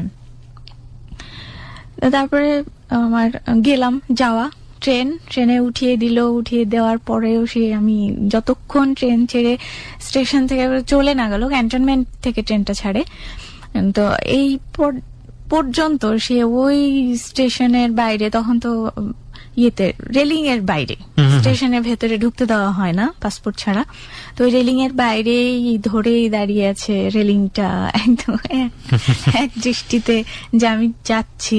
এটা অনেক মায়া ভরা একটা চেহারা। যাওয়া হলো, যাওয়ার পর ওইদিকে আমি ট্রিটমেন্ট তো শুরু করলাম। শুরু করার ফাঁকে ফাঁকে আমি এই দেশ থেকে ফোন করতাম, প্রতিদিনই ফোন করতাম রাত্রি হলে, এবং জানাতাম তার কি অবস্থা না অবস্থা, বা আমি কি করছি, আমার কি অবস্থা, সবকিছু জানাতাম। তো এর মাঝে আমরা দুজন ট্রিটমেন্ট করার জন্য বাধ্য হয়ে থাকতে হচ্ছিল, কিন্তু আমরা মনে হচ্ছে যেন আমি পালিয়ে আসি। মানে আপনি মিস করছিলেন? হ্যাঁ, আমি যেন মানে আমার হাজবেন্ডকে ছেড়ে আমি থাকতে পারছিলাম না, যে আমি কতক্ষণে তার কাছে আসবো, এসে তার পাশে একটু বসবো এবং স্বস্তি পাবো। আর সে আমাকে বলবে যে না সব ঠিক হয়ে যাবে, তুমি চিন্তা করছো কেন, আমি তো তোমার পাশে আছি সবসময়। ওই কথাটাই আমি যখনই স্যাড হই, যখনই কোনো খারাপ কোনো রিপোর্ট পাই ডাক্তারের ইয়ে থেকে যে দেরি হবে বা এই হবে সে হবে, তো তখনই তার মুখ থেকে একটা কথাই বের হয় যে তুমি এত ভেঙে পড়ছো কেন, আমি আছি না তোমার পাশে, আমি আছি, তুমি কেন এত ভয় পাচ্ছ, এইরকম একটা কথা বলে আমাকে পিছন দিক দিয়ে অত ঘাড়ে হাত দিয়ে একটু সান্ত্বনা দিয়ে দেয়। ওই দিকটাই আমি হোমিও ট্রিটমেন্টটা করলাম ওই অ্যাজমার জন্য। তো ওইটা আল্লাহর রহমতে আমি পুরোপুরি সুস্থ বোধ করি এখনো পর্যন্ত। আর যেটা ব্লিডিং এর সমস্যা, এইটা ইয়েতে আর হয়নি, কাজ হয়নি হোমিওতে। হোমিওতে কাজ হয়নি। আমি ওখানটায় অ্যালোপ্যাথি দেখিয়েছি, অ্যালোপ্যাথি ডাক্তারের ওই কিছু মেডিসিন দিয়ে দিয়েছিল। এটা নিয়েই আবার ফিরে আসি আমি বাংলাদেশে। ফিরে আসার পরে 3 মাসের ভিসা নিয়ে গিয়েছিলাম ঠিকই, কিন্তু 3 মাস থাকা সম্ভব হয়নি। মানে আমি ট্রিটমেন্ট ব্রেক করে চলে আসি।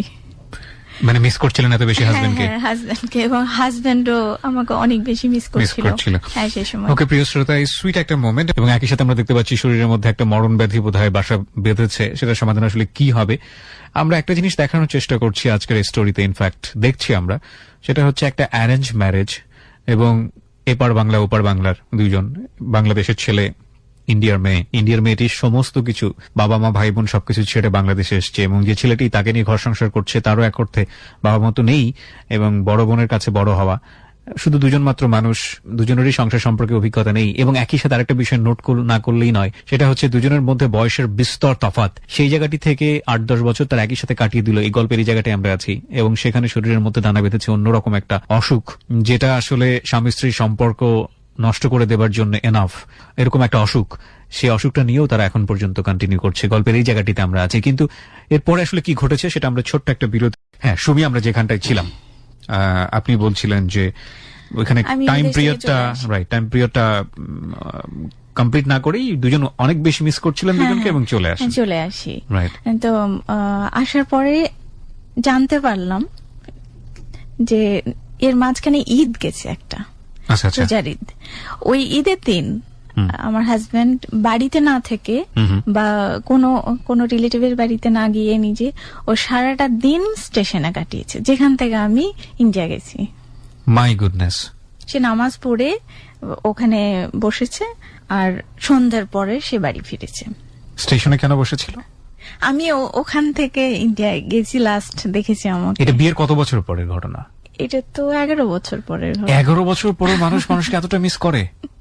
হ্যাঁ, ইন্ডিয়ায় ছিলাম, ওই যে ট্রিটমেন্টের জন্য গেলাম, সেই সময়ের কথাটা বলছি। মানে সে 11 বছর পরে আপনি কলকাতায় আছেন, এবং সে যে স্টেশন দিয়ে আপনি গেছেন সেই স্টেশনে বসে বসে ঈদ কাটালো? হ্যাঁ, সারাটা দিন কাটিয়েছে। My goodness. এবং ফোন বন্ধ করে রেখেছিল, যে রিলেটিভরা যদি ফোন করে বা আমি ফোন করি তখন তাকে মিথ্যা কথা বলতে হবে, সে মিথ্যা কথা বলতে পারো না, বা কারোর ডিস্টার্ব নিতে চায় না। তো এটা আমি আসার পরে শুনলাম তার কাছ থেকে। আসার পরে তো দুজনের অনেক, সে স্টেশনেই আমাকে জড়িয়ে ধরে। আসার পরে সেইখানটায় অনেকক্ষণ, মানে এত আমার মাথাটা এত চেপে বুকের মধ্যে ধরে যে আমি ব্যথা পাচ্ছিলাম। কিন্তু তারপরে বাড়ি ফিরে এলাম। বাড়ি ফেরার পরে তো আবার ওখান থেকে যে ট্রিটমেন্ট গুলো নিয়েছিলাম সেগুলো কন্টিনিউ করতে শুরু করলাম। অ্যালোপ্যাথি ট্রিটমেন্টই চলছিল আমার। আল্লাহর রহমতে ওই ক্রনিক অ্যাজমা যেটা, সেটার জন্য ওখানকার ডাক্তাররা কিছু টিপস দিয়েছিলেন আমাকে। সেই টিপস গুলো মেনটেন করে আমি স্টিল সুস্থ। হ্যাঁ, কিন্তু ওই ইউরিন ইনফেকশনটাও গেছে, ওটার জন্য কিছু টিপস ডক্টর দিয়েছিলেন, যেগুলো আমি মেনটেন করলে পরে আর হবে না। মেয়েদের বারবার ইনফেকশন হয়, ইউরিন ইনফেকশন বেশি হয় মেয়েদের, কিন্তু যেটা এই দুটো থেকে আমি একটু মুক্তি পেয়েছি। কিন্তু এই যে ব্লিডিং এর যেটা সমস্যা মেন, এই জিনিসটা আমার কমেনি, বরঞ্চ বাড়তেই আছে। ক্রমান্বয়ে তখনও বাড়ছে। হ্যাঁ। মানে বিয়ের 2 মাস পরে আপনার যেটা দেখা দিল দেখা এটা দিল এটা প্রায় 11 বছর পর, এটা 11 বছর ধরে কন্টিনিউ হচ্ছে। কন্টিনিউ হচ্ছে। ওএমজি। আমি একটু মিস করে ফেলেছি, জি। সেটা হচ্ছে যে 2007 সালে আমি যখন জয়েন করি অফিস, ওই যে চাকরির জন্য ঢাকায় এলাম বললাম, এই মাসে জয়েন করেছি, সেই মাসে আবার হঠাৎ করেই কনসিভ করেছিল।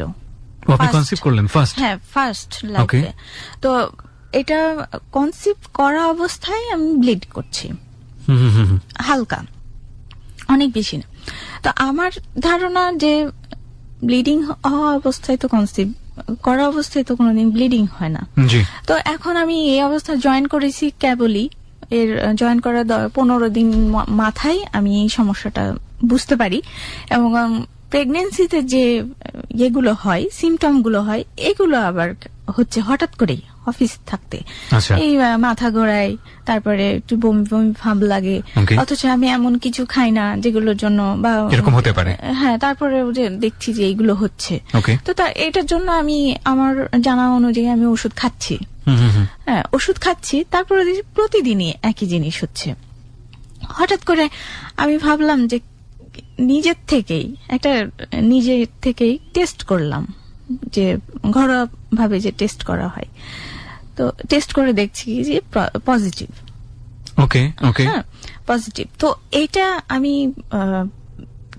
যখন আমি টেস্ট করি সেই সময় আমি হাসবো না কাঁদবো কিছু ভেবে পাচ্ছি না। মানে আপনি কারণ খুশিতে এরকম করছেন? হ্যাঁ, রাইট। না, খুশিতে বলতে কি, এমন একটা সময় যে সময় হাজবেন্ড কিন্তু জবলেস, আর্থিকভাবে জিরো।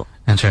আমি সে মাসে প্রথম জয়েন করলাম, 15 দিন হলো মাত্র জব জয়েন করা। Right. আর এইটাই হচ্ছে একটা সোর্স আমাদের। রাইট। সো আপনি যদি সেই সময়টাতে বেবি বড় হতে থাকে তখন আলটিমেটলি আপনার জবটা ছেড়ে দিতে হবে।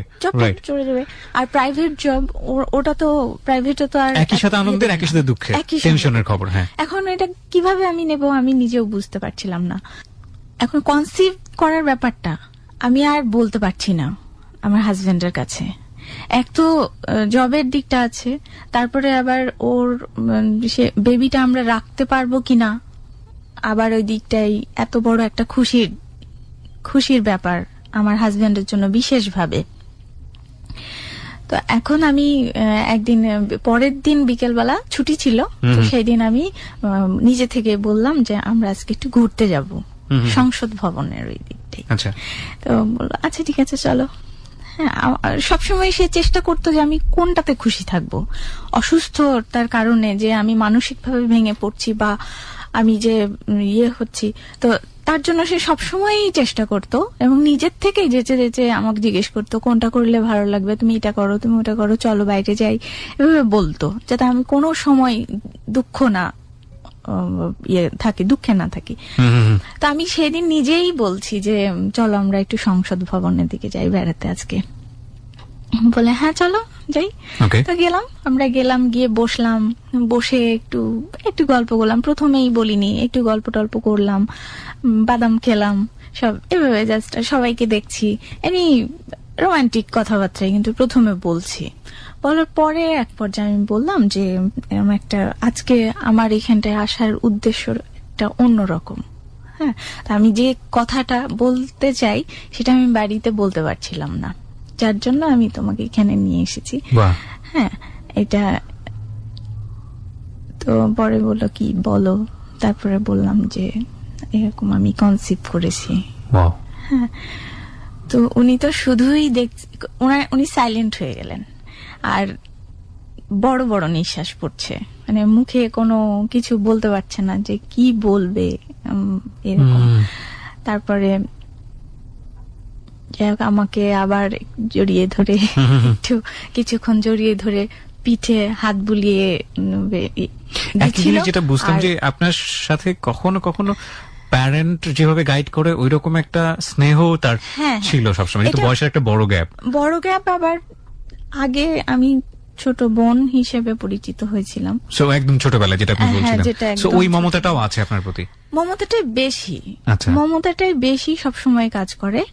আর এর জন্যই আমি তাকে প্রশ্ন করি, সে কখনো উত্তর দেয় না, আজ অব্দি উত্তরটা পাইনি। যে আমি প্রশ্ন করি এটাই যে আমি যদি শুধু তোমার বউ হতাম তাহলে হয়তো তুমি আমার সঙ্গে অন্যরকম ভাবে ট্রিট করতে।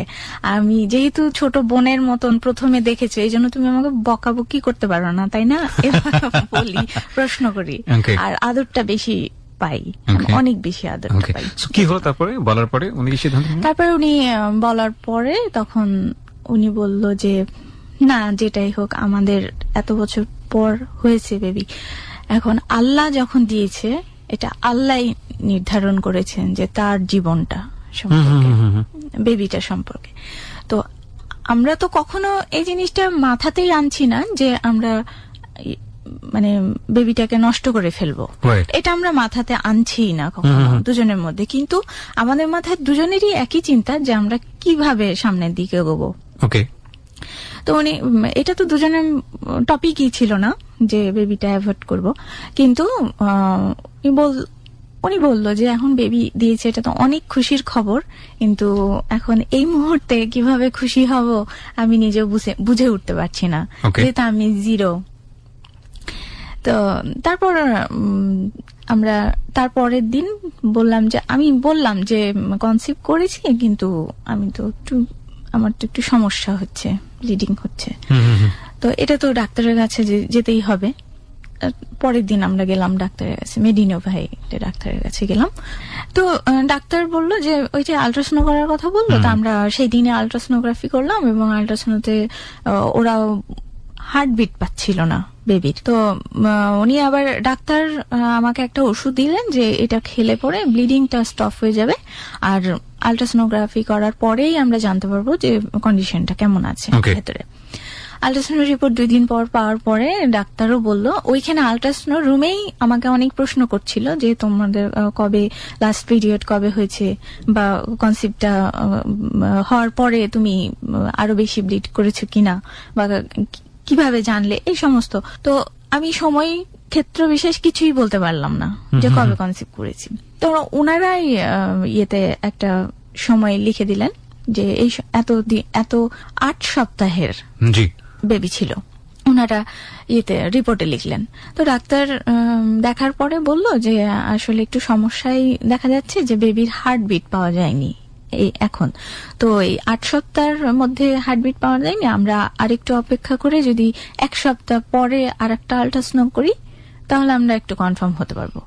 এটা হতেও পারে, অনেক সময় ধরা পড়ে না, কিন্তু পরবর্তীতে ধরা পড়তে পারে। আমরা আবার 1 সপ্তাহ ওয়েট করলাম। 1 সপ্তাহ পরে আবার আল্ট্রাসোনোগ্রাম করা হলো, তখনও হার্টবিট পাওয়া গেল না। ডাক্তার তখন বলল যে না, আমাদের হাতে আর কিছু করার নেই, কারণ এখন আমাদের বেবিটা আসলে ভেতরেই মারা গেছে। ওহো। হ্যাঁ, তারপরে ডাক্তার বলল যে এটাকে করতে হবে, অ্যাভয়েড করতে হবে। তো আমরা ডাক্তারের কথা অনুযায়ী আমরা ভর্তি হই, অ্যাডমিশন নিই, এবং ওইটা করেছিলাম যে ছুটির মাঝখানে 2 দিন ছুটি ছিল কোনো কারণবশত আমাদের অফিসে। আমি কিন্তু ছুটি নিইনি এক্সট্রা ভাবে এইটার জন্য। তো ওই ছুটি 2 দিন ছুটি পেলাম, এই ছুটির 2 দিনের মধ্যে আমি ভর্তি হলাম। ভর্তি হয়ে আমার অ্যাবর্শন করা হলো। এরপরে আমার আব্বা একদিন ফোন করে আমার হাজবেন্ডের কাছে যে সুমিকে এইদিকে পাঠিয়ে দাও ইন্ডিয়াতে। আচ্ছা আচ্ছা। এর বেশ কিছুদিন পরের কথা বলছি। মানে কেন পাঠিয়ে দিতে বলে? কেন পাঠিয়ে দিতে বললেন আমি জানি না, এটা সেই মুহূর্তে আমি জানি না। আমার হাজবেন্ডের সঙ্গে আমার আব্বার ওভার ফোন কথা, হ্যাঁ, কিন্তু আমি জানতাম না সে সময়। তো উনি বলে যে ওকে পাঠিয়ে দাও, অসুস্থ থাকছে, এটা থাকছে, সেটা এভাবে বলে বাড়িয়েছে। তো ওদের সঙ্গে, আমার আব্বার সঙ্গে আমার হাজবেন্ডের বেশ অনেকক্ষণই নাকি কথাবার্তা হয় এগুলো। তো আমার হাজবেন্ড এক পর্যায়ে বুঝতে পারে যে আমার আব্বা আমাকে একেবারেই নিয়ে যাওয়ার কথা বলছে, যে এদেশে থাকতে দেবে না, আমাকে এত মানে স্ট্রাগল করতে হচ্ছে, বা রবির কিছু রইল না এখন আর, এগুলো মিলে। তো তারপরে রবি তখন আমার আব্বাকে বলেছে যে যদি সুমি নিজে মুখে আমার কাছে বলে যে আমি যাব, আমি ওই দেশে চলে যেতে চাই, তাহলে আমি নিজে রেখে আসবো তাকে। এটা আপনার হাজবেন্ড বলে? আমার হাজবেন্ড আমার আব্বাকে বলেছিল, কিন্তু আমি তো যাবই না, এখানেই থাকবো তার সঙ্গে। এরপর এইভাবে চলতে থাকলো, চলতে চলতে এখন এর মধ্যে একটা সময় আমার ননদ আর নন্দাই ওনারা আসে ঢাকায়, তো আমরা ওনাদের সঙ্গে দেখা করতে যাই। দেখা করতে গেলে সবাই ছিল বসে, সবাই মানে আরো রিলেটিভরা অনেকজন মিলে বসে, রবিও ছিল পাশে। এর মধ্যে উনি নন্দাই, উনি হুট করে, ওনার মজা করার খুব অভ্যাস আছে ঠিকই, কিন্তু ওই সময় মনে হচ্ছিল আমার কাছে যে উনি সিরিয়াস। তো উনি আমাকে হঠাৎ করে বললো যে বেবি দেওয়ার ব্যাপারটা, এদিকটায় তো মানে তুমি ওই পার্টটা তো ক্লোজ করে ফেলেছো তাই না, আমাকে জিজ্ঞেস করলো। তো আমি ভাবছিলাম মজাই করছে, তো আমি বললাম যে হ্যাঁ, বললাম। তো তারপরে বললো যে রবিকে তুমি একটা, ঢাকায় তো অনেক কোটিপতি আছে, বড় লোক, তোমরা তো বিভিন্ন জায়গায় থাকছো, তাহলে সেগুলো জায়গায় গিয়ে একটা বড় লোক বাড়িওয়ালাদের মেয়ে থাকে, তাদের সঙ্গে তোমার রবির তাহলে বিয়ে দিয়ে দাও। প্রথমে তাহলে বিয়ে দিয়ে দাও, বিয়ে দিয়ে দাও, এটা বললেন। মানে কি, মানে রবির জন্য এরকম কেউ একজন সম্পদ নিয়ে বসে আছে যে আপনি বলবেন আর রবিকে বিয়ে করে ফেলবে? হ্যাঁ, উনি এটার পরে কি হলো, মানে আপনি এরপরে আপনি কি করলেন? উনি এটা আমাকে বললো, রবি কিন্তু পাশে বসা ছিল, তো ও সাইলেন্ট, মানে সবাই যারা বসে আছে সবাই কিন্তু আমাদের গার্জিয়ান টাইপের লোকজন, তাদের সামনে আমিও মুখ খুলতে পারছি না, আমি ওইভাবে মুখ খুলিও না, বড়দের কাছে বেয়াদবি মনে করি। আর তো আমাকে বলছে যখন, এটা তো আসলে আমার কমতির কারণে বলছে, আমি তো রবিকে কিছুই দিতে পারছি না, টাকা পয়সা এনে দিতে পারছি না, প্লাস বেবিও দিতে পারছি না, সেক্ষেত্রে আমার বলার মতন কিছু আমি দেখছিলাম না সেই সময়। যে তারপর তখন উনি এই কথা বলার পরে আমি কিছু বললাম না, তখন আমার ননদ আবার সাপোর্ট করলো নন্দাইকে, বললো যে হ্যাঁ, অনেক সময় আবার দ্বিতীয় বিয়ে করলে প্রথমটারও বেবি হয়ে যায়, সেটাতেও চুপ করেই থাকলাম। আর আরেকজন আমাদের আপা হয়, উনি আবার বলল যে না বাবা না, রবি তুমি এই জায়গায় ঠিক আছো, ওই একটা নিয়ে আছো, একটা নিয়েই থাকো, অনেক শান্তিতে আছো, অনেক সুখে আছো, এটাই থাক, আর দ্বিতীয় তৃতীয় টেনে জীবনে অশান্তি আনার কোনো দরকার নাই, বেবি টেবি না হলেও ওই আল্লাহ দিলে এখানেই হবে, না হলে এই সন্তুষ্ট থাকো। উনি আবার এই কথাটা বললেন। তো এখানটা এভাবে গেল। এখন আমার আব্বা মা ওরা টেকনিক্যালি আমাকে নিয়ে চলে যেতে চাচ্ছে একা, কিন্তু আমার হাজবেন্ডকে নেবে না। এটার যুক্তিটা এটা হতে পারে যে আমার তো বেবি হয়নি, প্লাস আমার হাজবেন্ডেরও আর আর্থিক ভাবে সে এখনো সচ্ছল হতে পারেনি ভাবে যে আমাকে যে মানে নিরাপত্তা দেবে এরকমটা কিছু করতে পারেনি। তো এবার আমাকে যদি আমার বাবা মা একা নিয়ে নেয়, তো সেক্ষেত্রে তো ওনারা হয়তো আমাকে অন্য কিছু প্ল্যান করতে পারে, অন্য কোথাও বিয়ে দিয়ে দেওয়া বা এরকম কোনো কিছু, অন্য কিছু বিয়ে দিতে পারে, অথবা নিজে আমি পড়াশোনা করেছি সেখানে, বা ওনারা নিজেরাও ভেতর থেকে এক ধরনের গিল্টি ফিল করছে কিনা যে আমার মেয়ে তো ওই সংসারে সেই অর্থে তেমন, যেটা আপনি চিন্তা করছিলেন যে বেবি দিতে পারেনি বা সুখী করতে পারেনি, হ্যাঁ এটা হতে পারে। ওকে, এই মুহূর্তে এবং এই পরিস্থিতিতে আপনারা কি করলেন? বিশেষ করে আপনাদের সংসারটা আদৌ টিকলো কি টিকলো না এই ঘটনাকে কেন্দ্র করে এতক্ষণ পর্যন্ত নিয়তির এগেনিস্টে ফাইট করে নিজেদের মধ্যে ভালোবাসা, স্নেহ, শ্রদ্ধা এইসব সম্পর্ক দিয়ে সংসারটাকে টেনে আনা প্রায় 12 থেকে 13 বছরের গল্প, এবং শেষ পর্যন্ত সে গল্প কোথায় গিয়ে দাঁড়িয়েছে সেটা আমরা দেখবো মাত্র 5 মিনিটের ব্রেকের পর। অদ্ভুত সুন্দর একটা গল্প। আজকে অনেক কিছু শেখার আছে আজকের এই সম্পর্কের গল্প থেকে। দুজন মানুষ চেনা নেই জানা নেই, দুই বাংলায় বড় হয়েছেন, একজন ওপার বাংলায় আরেকজন এপার বাংলায়। ওপার বাংলায় বাবা মা ভাই বোন পরিবার আত্মীয় স্বজন সবকিছু ছেড়ে এই মেয়েটি চলে এসছে এপার বাংলায় যে ছেলেটির জন্য, সেই ছেলেটিরও আত্মীয় স্বজন বলতে তেমন কেউ নেই। ছোটবেলায় বাবা মাকে হারিয়েছেন, বড় বোনের কাছে মানুষ হয়েছেন। এই দুজন মানুষ এত বছর যাবৎ সংসার করলেন, 11-12 বছর যতক্ষণ পর্যন্ত আমরা শুনেছি, সেখানে কোনো বাচ্চা আসেনি। প্রকৃতি তাদেরকে এমন একটা অসুখ দিয়েছে, সেই অসুখের বিরুদ্ধে ফাইট করে চলা তো একটা ভয়াবহ ব্যাপার। এবং একটা ছেলের জন্য একটা চিন্তা করে দেখুন, যারা পরিণত বয়স্ক হয়েছেন বা যারা আজকে ম্যারিড আছেন এখানে যারা জানেন, একটা পার্টিকুলার টাইমে, একটা মান্থের একটা পার্টিকুলার টাইমে মেয়েদের শরীরের যে সমস্যাটি হয় প্রকৃতির নিয়মে, সেই সময়টাতে সাধারণত এক ধরনের স্বামী স্ত্রীর যে সম্পর্ক সেটা আমরা ধর্মীয়ভাবেও এটা পারমিট করে না এবং সাধারণত হয় না। এইরকম একটা সমস্যা মাত্র বিয়ের 2 মাস পর থেকে 11 বছর যাবৎ কন্টিনিউয়াসলি চলছে, তার মধ্যে তাদের সম্পর্ক এগিয়ে গেছে এবং সেখানে ছিল স্নেহ, সেখানে ছিল শ্রদ্ধা, সেখানে ছিল ভালোবাসা। এবং বিপদ এসছে, একজনের চাকরি চলে গেছে, একজনের বিজনেস চলে গেছে, তারপরে দুজনের কাছ থেকে ডিটাচড হয়নি। চারপাশের মানুষজন প্রশ্ন তুলেছে এবং 2 পরিবার থেকে এখন প্রশ্ন তোলা হয়েছে। একটা হচ্ছে সুমির পরিবার থেকেও, আর একটা হচ্ছে সুমির হাজবেন্ডের পরিবার থেকেও, যে আসলে এখন কি করা উচিত, ডিটাচড হয়ে যাওয়া উচিত কিনা। কি হয়েছে সেটা আমরা জানবো মাত্র 5 মিনিট পর। হ্যাঁ সুমি, আমরা যেখানটাতে ছিলাম তারপর। তো ফ্যামিলি থেকে তো এই কথাটা বলা হলো যে এভাবে রবির বিয়ে দিয়ে দাও এভাবে। তো বাড়ি ফিরে এলাম আবার। আসার পরে তো আমার অনেক মন খারাপ হলো আমার, যে কারণ এদেরকে আমি বাংলাদেশের এসে আমি এই মানুষগুলোকে বাবা মা আমার সবকিছুই ভাবি। তো তাদের মুখ থেকে যখন এরকম একটা কথা আসে, তখন আমার মনে হলো যে আমার পাশে কেউ নেই অভিভাবক হিসেবে।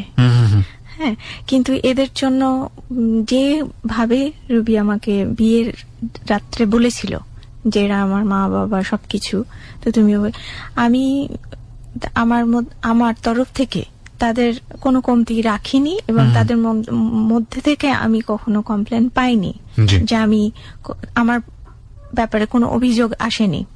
রবির তরফ থেকে কথা হলো যে তোমাকে বাদ দিয়ে তো আমি সুখ বলতে কিছু চিন্তা করতে পারি না। তো আমার জীবনে আল্লাহ তোমার সাথে যা রেখেছে আমি এতেই সন্তুষ্ট, আমি এতেই সুখী। তো আমি আমার হাজবেন্ডকে ছাড়া মানে চিন্তা করতে পারি না কিছু, বা তাকে এক মুহূর্তেও ছেড়ে থাকতে পারি না। আবার সেও তাই, তার তরফ থেকেও তাই। তো এখন ওই আমার ব্লিডিং এর সমস্যাটা বাড়তে বাড়তে বাড়তে এখন আমার ওষুধেও আর কাজ করছে না। এটা কি আপনার প্রেজেন্ট সিচুয়েশন? হ্যাঁ, প্রেজেন্ট সিচুয়েশন। ডক্টর কি বলছে? ডক্টর বলছেন যে ব্লিডিংটা বন্ধ কেন হচ্ছে না, বা ডাক্তাররাই বুঝে উঠতে পারছে না এটা। ওকে। তো আর এর মধ্যে 13 সালে আমার একবার অপারেশন করা হয়েছে। ওকে। 13 সালে সেপ্টেম্বরে অপারেশন করা হয়েছিল। ওখানটায় প্রায় 8টা মতো বড় বড় টিউমার বের করা হয়েছে ইউটেরাস থেকে। হ্যাঁ। আচ্ছা। তো সেই জিনিসটা এখানে আমি যে লং টাইম ট্রিটমেন্ট করছি, হ্যাঁ, আলট্রাসোনো প্রতি 6 মাস পর, প্রতি 1 বছর পর আমি আলট্রাসোনোগ্রাফি করাই, নিজের থেকেই যাই আলট্রাসোনো করতে, ডক্টরকে না দেখিয়েও।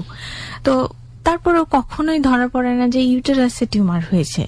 সবসময় ধরা পড়ে যে ওভারিতে সিস্ট হয়েছে, পলিসিস্টিক চেঞ্জ, না হলে ওভারি সিস্ট হয়েছে, এগুলো ধরা পড়ে। ইউটেরাস সবসময় ভালোই দেখায়। লাস্ট কি অবস্থা দাঁড়িয়েছে? তো এখন ওই যে হঠাৎ করে আমি খুব বেশি অসুস্থ হয়ে পড়ি 13 সালে, ব্লিডিং এত বেশি বেড়ে যায়, জ্বর 103-4। এর মধ্যে এদেশে যখন আমি ট্রিটমেন্ট করাতে গেলাম তখন দেখছি যে অনেক বেশি খরচ পড়ে যাচ্ছে আমার ট্রিটমেন্টটা। তারপরে নিশ্চিত ভাবে হচ্ছিল না যে কি অপারেশন করা হবে। তখন আমি ইন্ডিয়াতে চলে যাই আবার। ওখানে গিয়েই আমার ধরা পড়ে, প্রথম ওখানে গিয়েই ধরা পড়ে, কিন্তু এতগুলো টিউমার ধরা পড়ে। তখন এতগুলো টিউমার সাধারণত ইউটেরাসটা রাখা যায় না, কিন্তু ডক্টর বললেন যে যেহেতু ওর এখনো একটা বেবি হয়নি, তো আমরা একটু চেষ্টা করে দেখি যে ইউটেরাসটা কোনো ক্রমে রাখা যায় কিনা। রাখা যায় কিনা। তো এরপরে আমরা ডাক্তারের রুম থেকে বের হয়ে আসার পরে আমার হাজবেন্ড আবার একা ডাক্তারের সঙ্গে মিট করেছিল যে ও ইউটেরাস রাখবে না। সে ডাক্তারের কাছে এভাবে বলেছে যে তার বেবি লাগবে না, সে আমাকে সুস্থ দেখতে চাই, তার বেবি লাগবেই না কোনো ক্রমে, কিন্তু শুধুই যেন ডাক্তার ইউটেরাসটা ফেলে দিক এবং আমি যেন সুস্থ থাকি সারা জীবন। এটা উনি একা মিট করে ডাক্তারের সঙ্গে কথা বলেছে। ডাক্তার তখন উনাকে কথা দিয়েছে যে আমি এইভাবে, তো আমার তো ইউটেরাসটা কাটতে জাস্ট 1 সেকেন্ডের ব্যাপার, একটা কাঁচি কাট করবো তো শেষ, কিন্তু একটা জীবনের, একটা লাইফের ব্যাপার। তো সেটা তারপর ওকে যখন বোঝাতে না পারাই তখন ডাক্তার বলেছিল যে ঠিক আছে, তোমাকে আমি ওটিতে রাখবো। তো সেটাই করেছিল অপারেশনের সময়। আপনার হাজবেন্ডকে ওটিতে রেখেছিল? আমার হাজবেন্ডকে ওটিতে রেখেছিল। একদম আমার 2.5 ঘন্টা যাবত অপারেশন চলছিল। তো এই সময় পর্যন্ত রাখেনি, 2-3 বার এনেছিল আমার হাজবেন্ডকে ডেকে। তো ডাকার পর ওপেন করার পর, পেট ওপেন করার পর দেখা যাচ্ছে যে ইউটেরাসের সঙ্গে আমার ইউরিনের ব্লাডার, এই দুটোর মাঝখানে সার্বক্ষণিক ব্লিডিং হতে হতে এই মাঝখানটায় ইনফেকশনের সৃষ্টি হয়েছে। ব্লিডিংটা হয়ে এত বেশি ব্লিডিং হয়, এত বেশি ফ্লো হয় যে ব্লিডিং পেটের মধ্যেও ছড়িয়ে থাকে সার্বক্ষণিক। তো এই যে ছড়িয়ে থাকাটাই যে একটা তো খারাপ জিনিস জমছে, বর্জ্য যেটাকে বলে, তো এটাতে সম্ভবত ইনফেকশন গুলো সৃষ্টি করছিল। ইউটেরাস ফেলা যাচ্ছে না কেন? ইউটেরাসটা ফেলা যাচ্ছে না, যে ওই যদি ইউটেরাসটা কাটতে যাচ্ছিল তখন ওই ব্লাডারটা ছিঁড়ে চলে আসছিল, ইনফেকশনটা এক হয়ে আছে ইউটেরাস এবং ব্লাডারটা এক হয়ে আছে মাঝখানে। হ্যাঁ, ইনফেকশন এই ইউটেরাস আর ব্লাডার এই দুটোর মাঝখানে যেটুকু গ্যাপ আছে, এই গ্যাপ জুড়ে ইনফেকশন একটা এই ইনফেকশনটা যদি ইউটেরাসটা কেটে তুলতে গেলে ওই ইনফেকশনটার কারণে ব্লাডারটা ফুটো হয়ে যেতে পারে। তো ফুটো হয়ে গেলে আবার ওইদিকে অ্যানালের পাইপ থেকে ওটাও হতে পারে। তো সেই সময় যদি ব্লাডারটা ফুটো হয়ে যায় তাহলে আমার হবে কি, ওই যে পেটের ইয়ে দিয়ে যে ব্যাগ বের করা থাকে না, একটা ব্যাগ বাঁধা থাকে সব সময় বাইরে, যেটা দেখি আমরা ইউরিনটা বাইরে বের হয়ে থাকে, হ্যাঁ এই টাইপ হয়ে যেত। আবার অ্যানাল ফুটো হয়ে গেলে কন্ট্রোল থাকতো না। এই সমস্ত কারণে ডাক্তার বলল যে আমরা এখন যদি চাইও তাহলে ওর ইউটেরাস আমরা কাটতে পারছি না। এটার জন্য আমাদেরকে আর একবার নেক্সট সময় দিতে হবে। কি করতে চাই এখন, ডক্টরদের সাজেশনটা কি? তো ওই সময় যে অপারেশনটা হয়েছিল ওই সময় বললো যে না, আমাদেরকে ইউটেরাসটা রেখেই অপারেশনটা শেষ করতে হবে, শুধুমাত্র টিউমার গুলো বাদ দিয়ে। তো টিউমার সেই সময় দেখা গেল বড় বড় মিলে টিউমার এত বেশি বড় বড় গুলো তো 7-8টা বের হয়েছে, আর সূক্ষ্ম সূক্ষ্ম ঘামাচির মতো এরকম দানা বাঁধা এইগুলো আর রিমুভ করা যায়নি, কারণ এত করতে গেলে তো ইউটেরাসটা একদম যাতা অবস্থা হয়ে যাবে। তো এইগুলো বের করা হয়নি। ওই অবস্থায় অপারেশন কমপ্লিট হওয়ার পরে আমি ট্রিটমেন্ট নিয়ে দেশে ফিরে আসি, এবং ওই সময় আমাকে অ্যান্টি হরমোন ইনজেকশন দেওয়া হয় 3টে। এটা কত সালের ঘটনা বলছেন? 2013 সালে সেপ্টেম্বরে অ্যান্টি হরমোন ইনজেকশনটা দেওয়া হয় 3টে মাসের 3টে কোর্স। এইটা দিলে পরে আমার যে সূক্ষ্ম যে টিউমার গুলো থেকে গেল বা টিস্যু থেকে গেল টিউমারের, সেগুলো আর বড় হবে না 2 বছরের জন্য। তো এর মধ্যে ডাক্তার অ্যাডভাইস করলেন যে তোমরা যে কোনো ভাবে ট্রিটমেন্ট করে, তো আমাদের হাতে তো খুবই সময় কম, 2 বছর মাত্র, তো এর মধ্যে যদি তোমাদের সম্ভব হয় তাহলে তোমরা অন্য পদ্ধতিতে তোমরা একটা বেবি কনসিভ করানোর চেষ্টা করো যদি সম্ভব হয়। আপনার একটা বেবি টেস্ট টিউবের অ্যাডভাইসই করলেন। তো যদি কনসিভ করা সম্ভব হয় তাহলে নেক্সট টাইম যখন আমরা বেবিটা বড় হবে সিজারের সময়, তখন একই সঙ্গে তাহলে একটা বেবিও হয়ে গেল, প্লাস হচ্ছে আমরা ইউটেরাসটাও কেটে ফেলতে পারবো। ততদিনে হয়তো ইনফেকশন গুলো ভালো হয়ে যাবে, ব্লিডিংও বন্ধ হয়ে যাবে। কিন্তু আমরা এই ট্রিটমেন্ট নিয়ে বাংলাদেশে ফিরে আসি। তো ট্রিটমেন্ট চলাকালীন আমার হাজবেন্ড আমার সঙ্গেই ছিল ওই দেশে। আর তারপরে ফিরে আসার পরে আমার ওই ইনজেকশন গুলো নিয়ে কোনো কাজ হয়নি। ইনজেকশন গুলোতে আমার তারপরেও টিউমার ফেলে ইনজেকশন নিয়ে আমার ব্লিডিং বন্ধ হয়নি, যেখানকার ছিল সেইখানেই ছিল। মানে 2013 সাল থেকে আপনার এখন এইভাবে ব্লিডিং হয়ে যাচ্ছে? ওটা কোনোদিনই কমেনি। তার মানে 2000 সালে আপনার বিয়ে হলো, বিয়ের 2 মাস পর থেকে ব্লিডিং শুরু 2015 সাল পর্যন্ত 15 বছর যাবত আপনার এই অবস্থা হচ্ছে, বরং বাড়ছে, ক্রমান্বয়ে সেটা আরো বাড়ছে আরো। আর এখন যেটা হচ্ছে যে ওষুধে আর কন্ট্রোল হচ্ছে না, ইনজেকশনে তো হলোই না। ইনজেকশন গুলো যেগুলো দেওয়া হলো সেগুলো একটা ইনজেকশনের দাম বাংলাদেশি টাকায় 15,000 টাকা করে। কটা লাগে? 3টে নিতে বললেন ডাক্তার। 3 মাসে 3টে কোর্স। 3টে নিলে পরে আমার ব্লিডিংটা একদম ভালো হয়ে যাবে, 3 মাস বন্ধই থাকবে, তারপরে সাইকেল হবে। আপনি এটা নিয়েছিলেন? হ্যাঁ, 3টে নেওয়া হয়েছে। ওই দেশেই আমি দিয়েই এসেছি ডাক্তারের হাতে। না, তারপরে ওই কখনোই বন্ধ হয়নি ব্লিডিং। তারপরে এখানে ওভারফোনে ডাক্তারটা মানে অনেক ভালো ছিলেন, উনি মানে ফোনে কন্ট্যাক্ট করলে পরে উনি Response ফোনে করেন, রেসপন্স করেন।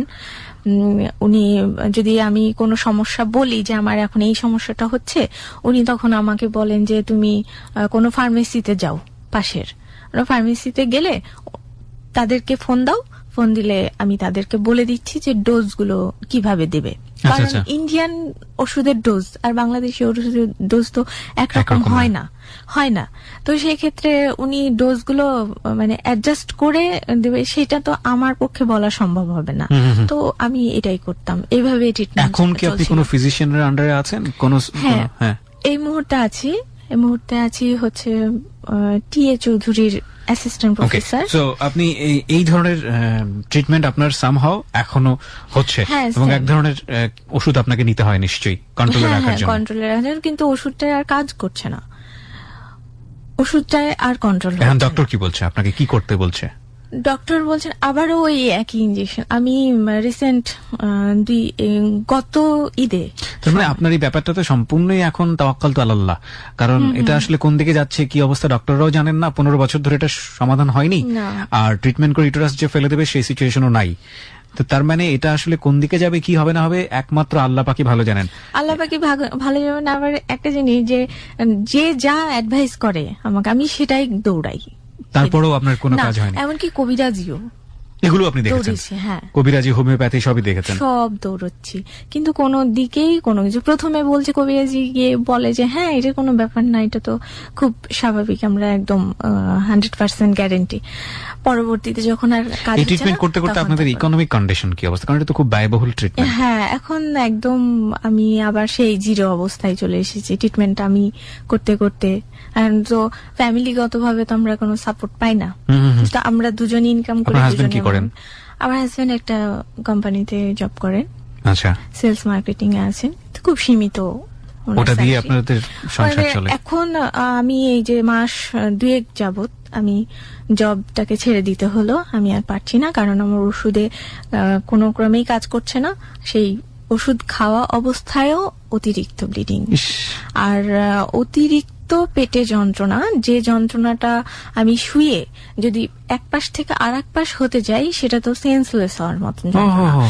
যেটা সেই যন্ত্রণাটাও আবার ইনজেকশন নিতে হয়, যন্ত্রণার ইনজেকশন, তারপরও পেইন কিলার নিতে হয়? পেন কিলার ইনজেকশন, ও মাই গড। তারপরেও কমে না, এত খারাপ পর্যায়ে চলে এসেছে। তো লাস্ট আবার দেখছি যে আমি গত 2-3 মাস যাবত টেস্ট করে দেখলাম আবারও টিউমার, একটা ছোট্ট টিউমার ধরা পড়েছে, আর ওই ইনফেকশন গুলো আছে সেম অবস্থায়। কারণ আমার ব্লিডিং বন্ধ হয়নি কখনোই, ব্লিডিং বন্ধ না হওয়ার কারণে এখন আবার ওই ইনজেকশনই আবার ডাক্তার অ্যাডভাইস করেছে 3টে। তো এখন ওইটা বাংলাদেশে তো ওই 10-15 হাজার টাকা করেই দাম এক একটা ইনজেকশন। এই ইনজেকশনটা ডাক্তার বললেন যে ইনজেকশনটা 3 মাস নিলে পরে পুরোপুরি 3 মাস একেবারেই আমার ব্লিডিংটা বন্ধ হয়ে যাবে, একেবারেই বন্ধ হয়ে যাবে। বন্ধ হওয়ার পরে ভেতরে শুকিয়ে গেলে তখন ওরা পেটের একটা এক্সরে করবে, এক্সরে করার পর ভেতরটা বোঝা যাবে যে কি পর্যায়ে আছে। এখন ডাক্তারের অ্যাডভাইস যেটা এই মুহূর্তে, যে আমার যদি এখনো কোনোভাবে যদি একটা বেবি কনসিভ করা যায়, তাহলে আমার জীবন বাঁচানোটা সুস্থভাবে সম্ভব। So your age right now 35, right? 35 35 এ তো নরমালি বেবি কনসিভ করা, একটা মেয়ে সুস্থ থাকলেও ডাক্তার তাকে সাজেস্ট করবে না, কারণ একটা মেয়ে 30-এর উপরে হয়ে গেলে ডাক্তার সাজেস্ট করে যে ট্রাই না করাটাই বেটার। ওকে, সো সেই জায়গাটা থেকে আপনি 35, তার মানে তো নর্মাল ওয়েতে পসিবল না? না, কখনোই নয়, কারণ আমার ইউটেরাসের মুখেও একটা ইনফেকশন আছে, ওকে, তো নর্মাল ওয়েতে তো কনসিভ করছে না। তো ডাক্তারদের অ্যাডভাইস যে আইইউআই পদ্ধতি বা টেস্ট টিউব বেবি কোনোভাবে যদি একটা কনসিভ করানো যায়, কনসিভ করলে পরে আমার জন্যই নাকি এটা উপকার হবে। তার মানে টেস্ট টিউবও যদি যাই সেটাও খুব এক্সপেন্সিভ। সেটাও টেস্ট টিউবটা নিয়ে আপনার ইউটেরাসের এখন যে অবস্থা, ওইখানে বড় করার রিস্ক কি ডক্টর নিবেন? না, ওইটার ক্ষেত্রে বলছেন ডক্টররা যে একটা টিউমার যেটা